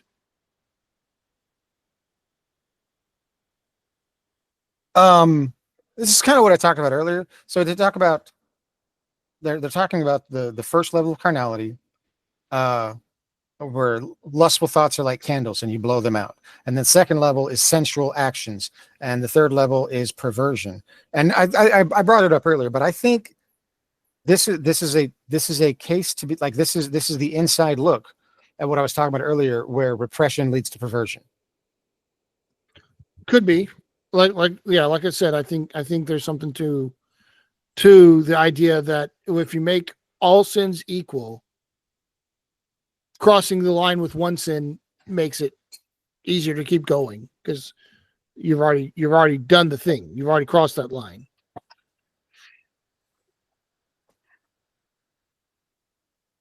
Yeah. And Panda. What, Tell? Go ahead. I mean, I was just saying, that this is encouraging, don't deal with your feelings. Just replace them with other things to distract you from them. Never teaching you how to like regulate your emotions. Yeah. I'm pretty sure they don't even know what regulate your emotions is like. Probably not. Oh, Tell, you and I have the same comment, I bet. What's that? On the next one. Oh no, you've got second level of carnality. Never mind. I think that was all part of one comment. Yeah, that was all part of one thing. With the perversion too? Yeah. Oh, okay. In the last one is I'm asking what type of perversion. I find the whole little thing like really vague. Sure. It's I don't think, I mean, they're talking about any kind of perversion, that anything that's a perversion of what God wants is a result of carnality. Oh, okay. So they're not talking anything specific here, which is good for them, because like it keeps keeping everything vague allows you to just ad hoc say this is what we were talking about. Yeah, that's what I figured. That was me pointing that out, basically. That's why that question. Okay. You guys see. Do you want to pause? Because it's 8:08. We have we've got 2 more pages to get through to the next section. So I figured we'd do that. Finish the section and finish it up. Sure. All right. So I've got a short note on avoid the tragedy of worthlessness. It says no life is worthless, period. Sometimes I wonder if the IBLP members of the IBLP actually believe this. And I don't think that is Martell. Oh, you have a comment on it? Okay. I said this is teaching people that they can become worthless through their actions. It's so sad. It is. All right. Martell, you've got desired the praise of the early church. Yeah, just a quick note. Ananias and Sapphira, I think, are the most like Bill Gothard of anybody in the Bible. Oh yeah, like make your case. Well, so they were actually in scripture, kind of shitty. And they wanted money, and they didn't want people to know they had money, and they wanted the praise of the church, and they lied about it, and then they got wrecked. So what you're saying is they were crooks, just like Bill Gothard. I mean, I think Bill Gothard pointed them out because he sees himself in them. Huh. If I had to pick someone who's most like Bill Gothard in the Bible, I would say Paul. Which part are we talking about? The rampant like hatred of themselves, or like the anti-homosexuality? Which one are we talking about, Phantom? I'd say the whole thing. Like Paul kind of started a cult. In a way, you could say Paul started a cult. You could say that. And was very much, it's my way. The cult should be my way, not your way. So like there's that. And he ended up, being executed. But Bill Gothard hasn't gotten to that point yet, but I think he's getting there. I mean, I think he's going to die of old age. And yeah, I've shown you guys the really sad video of him now. Yeah. So yeah, I would say Paul's the most like Bill Gothard. You make a good case. You do. Ananias and Sapphira were not near as successful as Bill Gothard. Man, now like once you get past Christianity, some of this stuff is such bullshit. Like Paul being like, "Oh no, I'm an apostle too. God blinded me this one time." Right. Yeah, exactly. I promise you, I was blind. I swear. And even though I never hung out with him, I never knew anything, I am the authority and going to write most of the New Testament. I mean, that's exactly what I'm saying. Like, he was not a part of it until he decided he was going to be. And then, like, Pauline Christianity is the kind of Christianity that survived. So Right. So it's like televangelists. It's like old school televangelists. Like Paul was the first TV preacher. something like that. All right, Panda, you have a comment there. Yeah. So this whole little paragraph, it's 2 sentences. I mean, I don't know that you can count that as a paragraph, but whatever. Their worthlessness to the cause of Christ was vividly demonstrated by the swiftness of God's punishment upon them, since they were of no more value to the church. God removed them from the church by death. And I said, this is teaching that you could die at any moment by displeasing God. I said, this would be terrifying to a child. And then I like put in quotes, like, if I were a kid, I'd think, oh my gosh, I had a bad thought. What if God kills me? You know, like, it's terrifying. Like, if you objectively look at what you're teaching a kid, you're like just trying to scare them into being quote unquote right. Every single time I ever took communion, I was a little bit worried I was going to die, like Ananias and Yeah, Sapphira. me too. Straight up. Okay. I'm serious. I did. No, I know. I rationalized it because, like, I knew that was something that was said, and then I looked at all the people that were taking communion and not dying, and I was like, well, I'm not as bad as those guys are. Right, and that's what I would tell myself too. Jeez. Okay. Next page. You guys still have comments and none from me. So we've got the consequence of apostasy from Martel.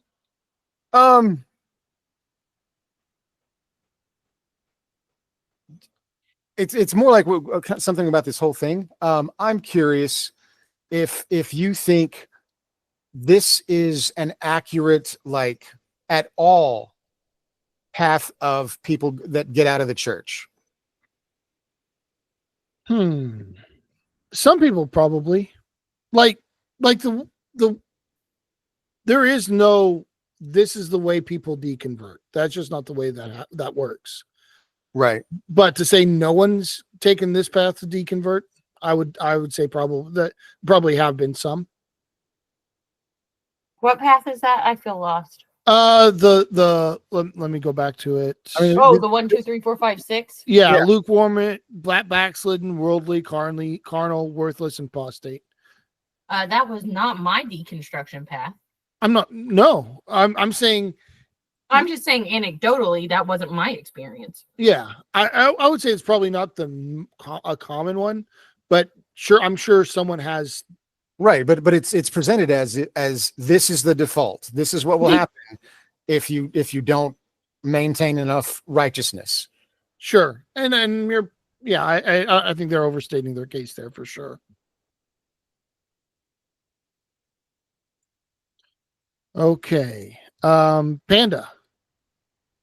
Forsaking and renouncing one's faith, a person who turns away and rejects the principles which he once affirmed.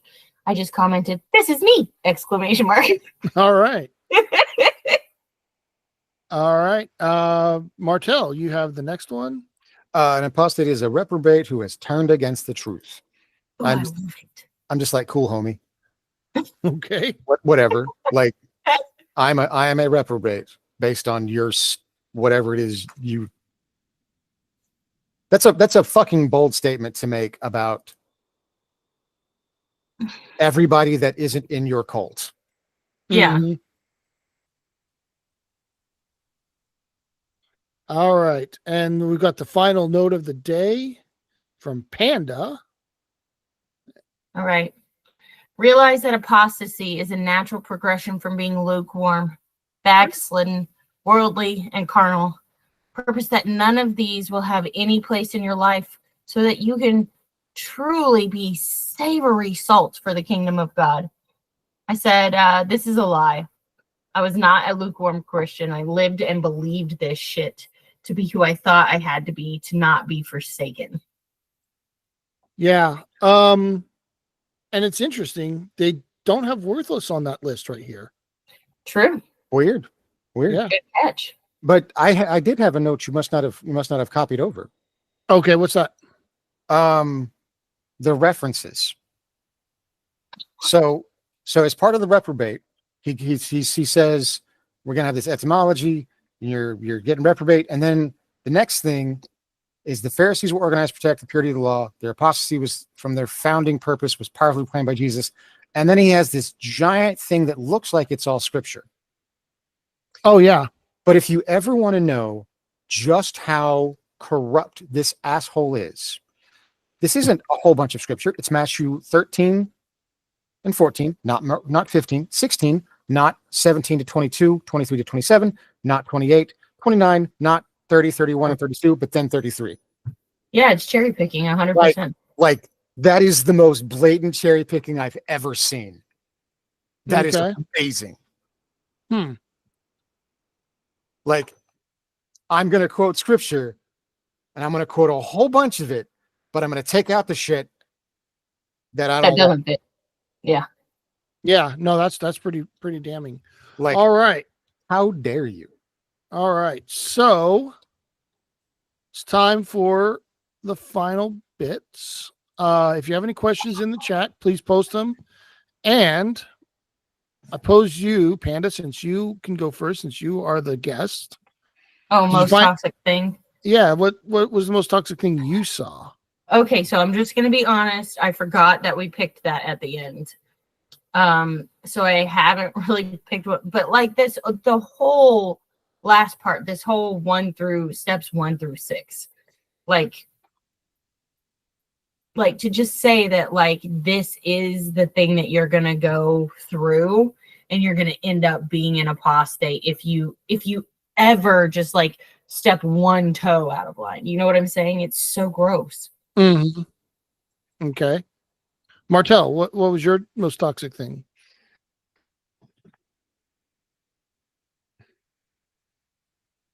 Martel? I'm here. I'm blanking on it. Do yours. I'll try and remember. Okay, so I have a couple that I'm not really quite sure which one I wanted to choose. I would say I want to say the linking of humanism to Hitler and Nazism is pretty toxic. That's pretty good. But like and it is toxic, but that's kind of the low-hanging fruit because like obviously that's the most toxic thing. Right. And it's also like I said when we went over it, the whole bringing Nazis thing, I mean, that's always the low-hanging fruit. It's anytime you bring it in, it's Godwin's law. And it's just like I don't like low-hanging fruit that much. Well, if we're recording this, you should say what Godwin's law is. I don't remember the exact thing, but it's you know, whoever in any like public discourse, if it goes on for too long, eventually Nazis will be brought up. And that's that's not here, I'll read it. Godwin's law was a very important thing back in the days of like message boards and when everything was in like forums where there were, you know, you had mods of your forum. And if there's an argument going, as soon as somebody would mention Nazis, the mod would lock it and just say Godwin's law, because nothing further is going to happen in that thread that's useful. True. Yeah, that is a component of it. Okay. So I don't like low-hanging fruit. So like I do think that is probably the most toxic thing, but I'm not going to use that as much the most toxic thing. I think the most toxic thing other than that is the 16-point checklist. Yeah. Oh. I mean,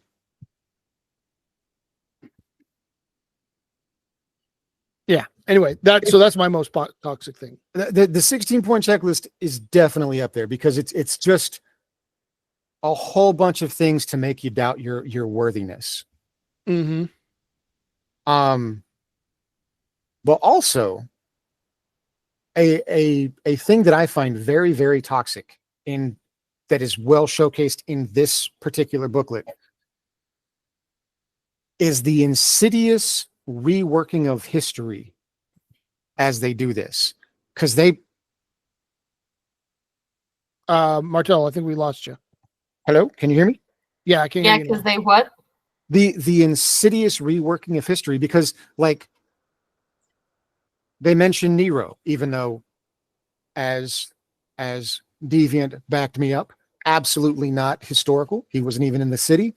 Like the thing with the Nazis, like history is important because it teaches us where we came from and what happened, and we can learn from it. And when you pervert history and cherry pick history and you reword it to back up your thing, you're teaching these people the wrong stuff. Like, one of the reasons that we have such a problem with where America should go is because we don't have a accurate, like, we don't know, most Americans don't recognize what our role was in World War II, or in the Cold War, or in Vietnam, or in the Civil. Like, they don't know what happened. They, Mhm. they don't see that, why are all these Mexicans in New Mexico? Well, because we conquer territory. Right. Like they don't understand. Like, they think John Wayne won World War II, effectively, and it's just crazy. You cannot change history this much. You don't let people know where they come from or where they stand. Uh, but that's my most toxic thing. Panda Deviant has some Oh questions no. for you. Hold on. Okay. See, I know you value history. You're interested in it. Personally, like, my view of history is you can take cautionary tales from it, but frankly, I don't really care what happened in the past that much, because, like, I can't change what happened in the past. Those were people, even if it was my ancestors, I didn't do that stuff. So, I wouldn't do that stuff. I'm not responsible well, for what anyone else did, even my ancestors. And so, like, I'm it's good for the cautionary tales. it's not just the cautionary tales, man. It's erasing the scientific method. Like, we have thousands of years of humans trying to be human and learning the best ways to do it. And we've made lots of mistakes, but we don't teach those mistakes. So we don't get to know what they tried. So there's the whole thing of, like, if I see far, it's because I stand on the shoulders of giants.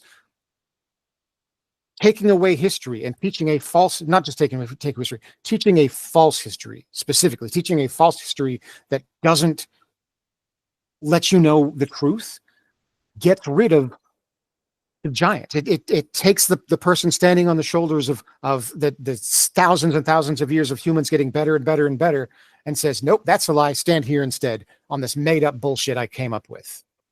Right, right. I'm not saying, yeah, I'm not saying that you should teach false history. That's worse. That, obviously. I'm just like, I'm not sure how But much that's credence. what they're doing here. Yes, I'm not pushing back on what the IBLP is doing. I'm just saying, like, my view of history is just a little bit different than yours as far as what we should take from it. And I'm not advocating that we should, lie about history in because of that. That's not what I'm trying to say. Right. Okay. We've got some questions in the chat. Oh, Deviant commented on my thing. Knowing history isn't about blame for old actions or changing what can't be changed. Knowing history, but understanding the present. And the present isn't something that exists in a vacuum. Yes, saying what I say better than me. Good job, Deviant. All right. Yeah, I can agree with that. All right. Because So Deviant says it, you agree. yeah, well, I mean, she's an Egyptologist, so she has street cred. All right. Panda, I have a question for you.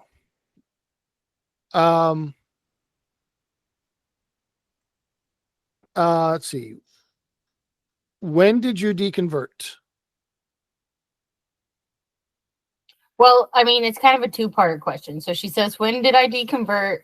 And did I grow up Christian? And where was I Christian before Phantom accidentally dragged me into the cult you had left?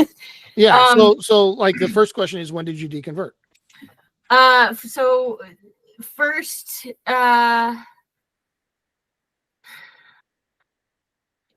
kind of was a process, Deviant. So I would say if you want to date my final deconversion, I withdrew my membership from my church that I was going to in 2022.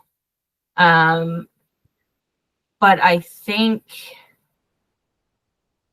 I had probably completely deconstructed, or as far as not believing anymore, probably a few months before that. So right around the end of 21, beginning of 22. But it took me about 5 years of study to get to that point. What was the other question? Did I grow up Christian? So hold on about that. So like that was 5 years. So you were deconstructing / deconverting before COVID.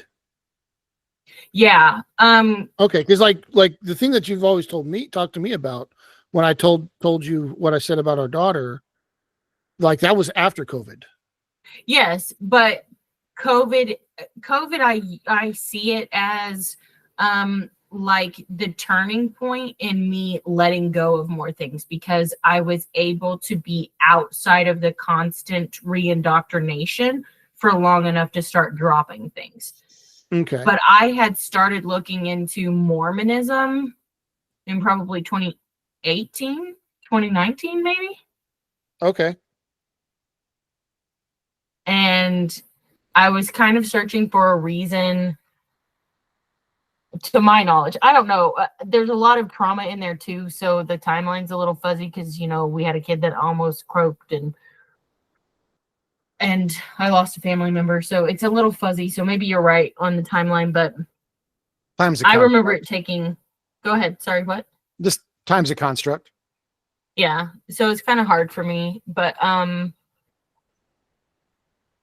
think that answered that question, right? Yeah. That was when. Okay. Now, did you grow up Christian? I mean, sort of, Deviant. I sort of grew up Christian.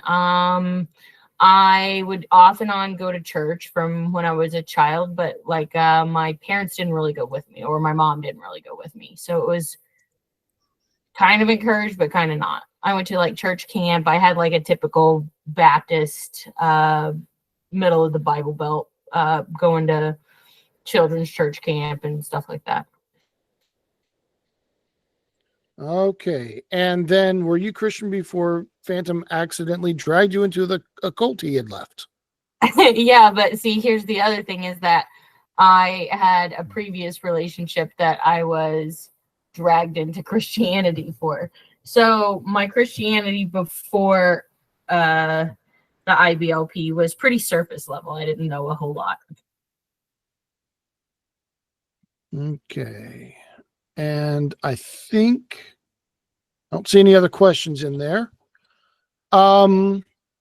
Since Panda, since you're usually out there in the chat, do you have any questions for us? Oh,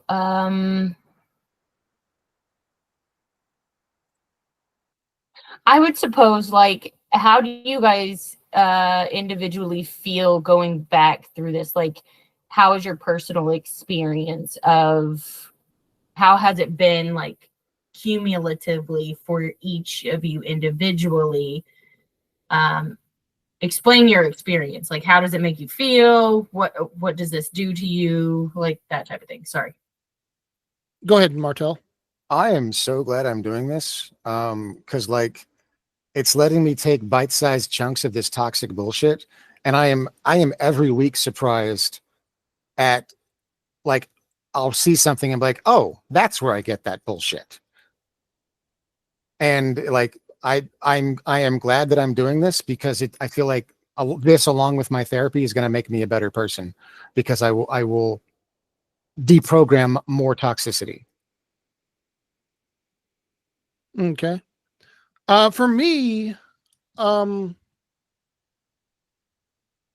it's interesting to me to go through this stuff, because it's like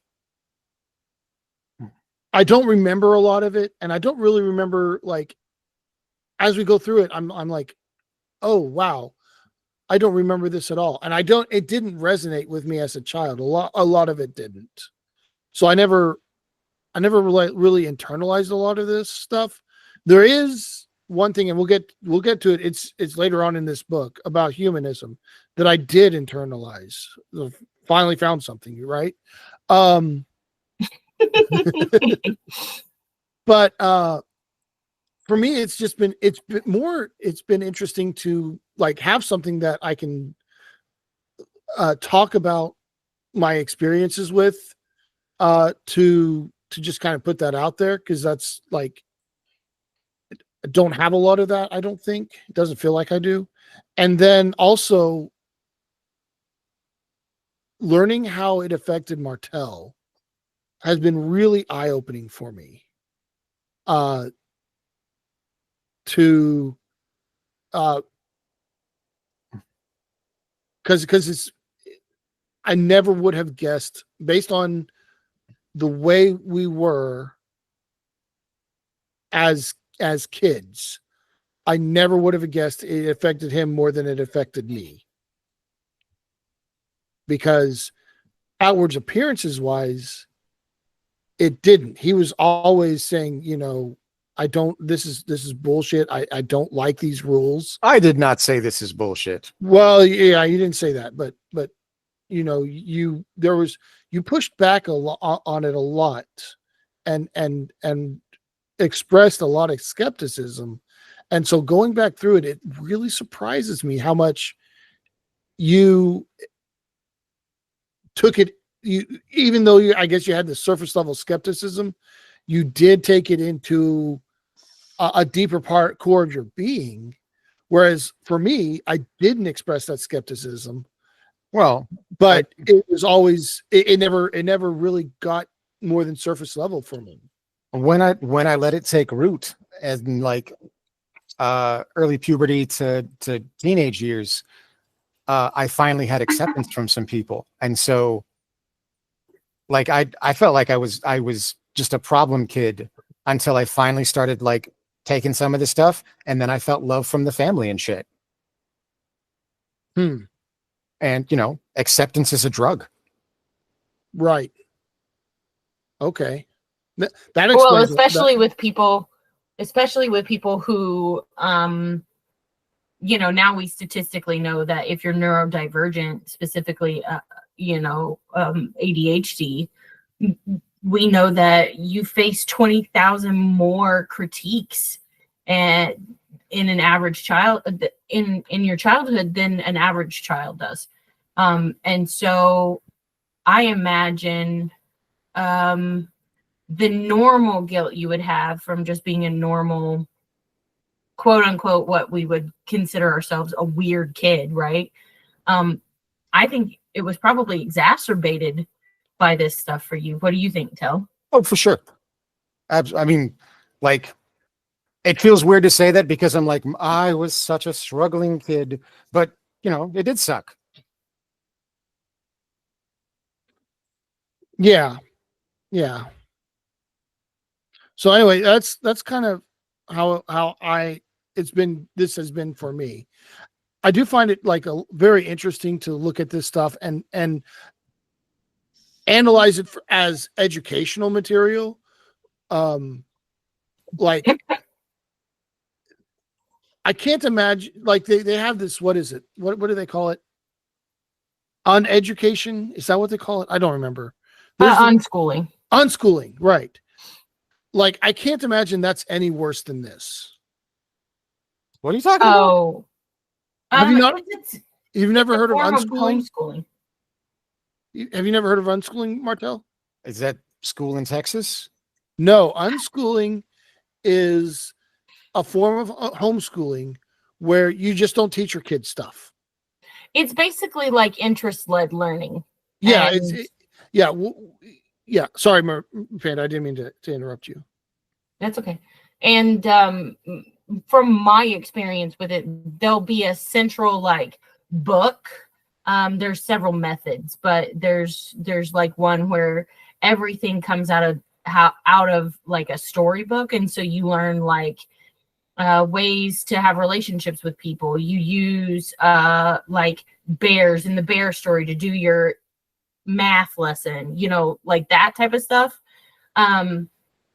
It's a curriculum, but it's not. So you have the child choose the book that they're interested in, and then you fit that schooling toward that book. So you make sure that they get all of their curriculum or all of their subjects, their basic subjects, in what they're interested in. So little before she started traditional school. Hey, just so you know, that let's not be saying her name. Oh, so sorry. Anyway, so that's not I mean, if that's the form of unschooling, that's at least kind of okay. Like having a curriculum. The unschooling I'm familiar with is like you don't teach the kids anything. They just pick it up through observation and osmosis. And if they ask you something, you'll explain that to them as best you are able to. But like there's no curriculum, there's no lesson plan. It's just whatever the kids ask you about, you answer that. Another if they don't ask you about it, they don't need to learn it. Wow. Oh, that's gross. No. like that's the unschooling I'm familiar with. And that's just neglect. That, yeah, it's like, yeah. Why you these kids, like I've seen TikTok moms who are into homeschooling, and she's like, my kid is 9 and look, he can spell lion.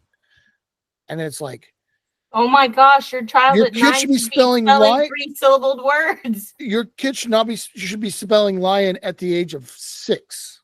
6. Not 9. Not 9 at all. You have failed your child utterly. Badly. And she's so proud because she's like, it will just if you just do unschooling, your kids will be interested when the time is right. And I'm like, no, that's not how that works. Please stop abusing your kid. Don't be a parent. Yeah. So anyway, that's my experience with unschooling. So rude. Hey, Deviant's got some things. So she made a really nice comment. She said, oh, wow, you're fresh out of the shell. It makes sense that it's a long process to reach that final destination. Yes, it is. Thank you, Deviant. And yes, we're so happy that both of our kids are still with us. The little one like tries to scare us on the daily sometimes. And then she has, absolutely feel that part. I was always viewed as the black sheep of the family, and my motives were always questioned and viewed as potentially quote unquote bad. But when I started to go to the church's youth group, suddenly it was okay to not have dinner with the family on Wednesdays. It was okay to go away for the weekend to attend some church thing. That definitely motivated me to continue. I was allowed to get out of the house to be with my friends. And when I met my first boyfriend, I could still see my friends and didn't have to be alone with him. I don't really understand how homeschooling. Oh, sorry. Yeah. Deviant. So yeah.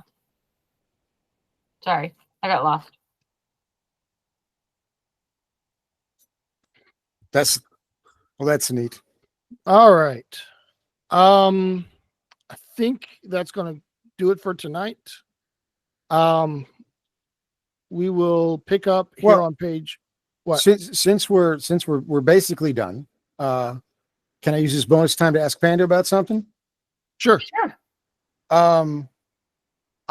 I found like my personal stash of this curriculum not long ago, and it has. I kind of want to do a bonus episode, but I really would like someone, not me, to take the lead on it. Because I have the Care Birth Manual about morning sickness. Oh. Tragically, many women are told that there is no cure for morning sickness. Consequently, women decide not to have more children for fear of going through another such experience. This fear and its resulting decision strike at the very heart of God's decision of raising up a godly seed. Therefore, we should do all we can to perfect and proclaim safe and successful treatments for morning sickness. So I got a whole nother book on this that I was wondering if I could get your opinion on and do like a bonus episode at some point. That might be fun. I also found the Far Greater Than Rubies, which is the like girl purity wife training material. Wonderful. So I'm also interested in potentially discussing that. Sweet. Well, this looks like this podcast is going to have legs. Well, there's certainly plenty of stuff that they put out to talk about. Right. No joke. Right. All right. And Deviant, I'm very much looking forward to bonus or the episode with you. I'm looking forward to feeling even dumber. Maybe the IBLP people should feel even dumber from Deviant's great poning she's going to give them. Damn right. All right. That's it for today. We will pick up next week, same time, same bat channel on page 548. Woo! See you later. Bye. Good night, everybody.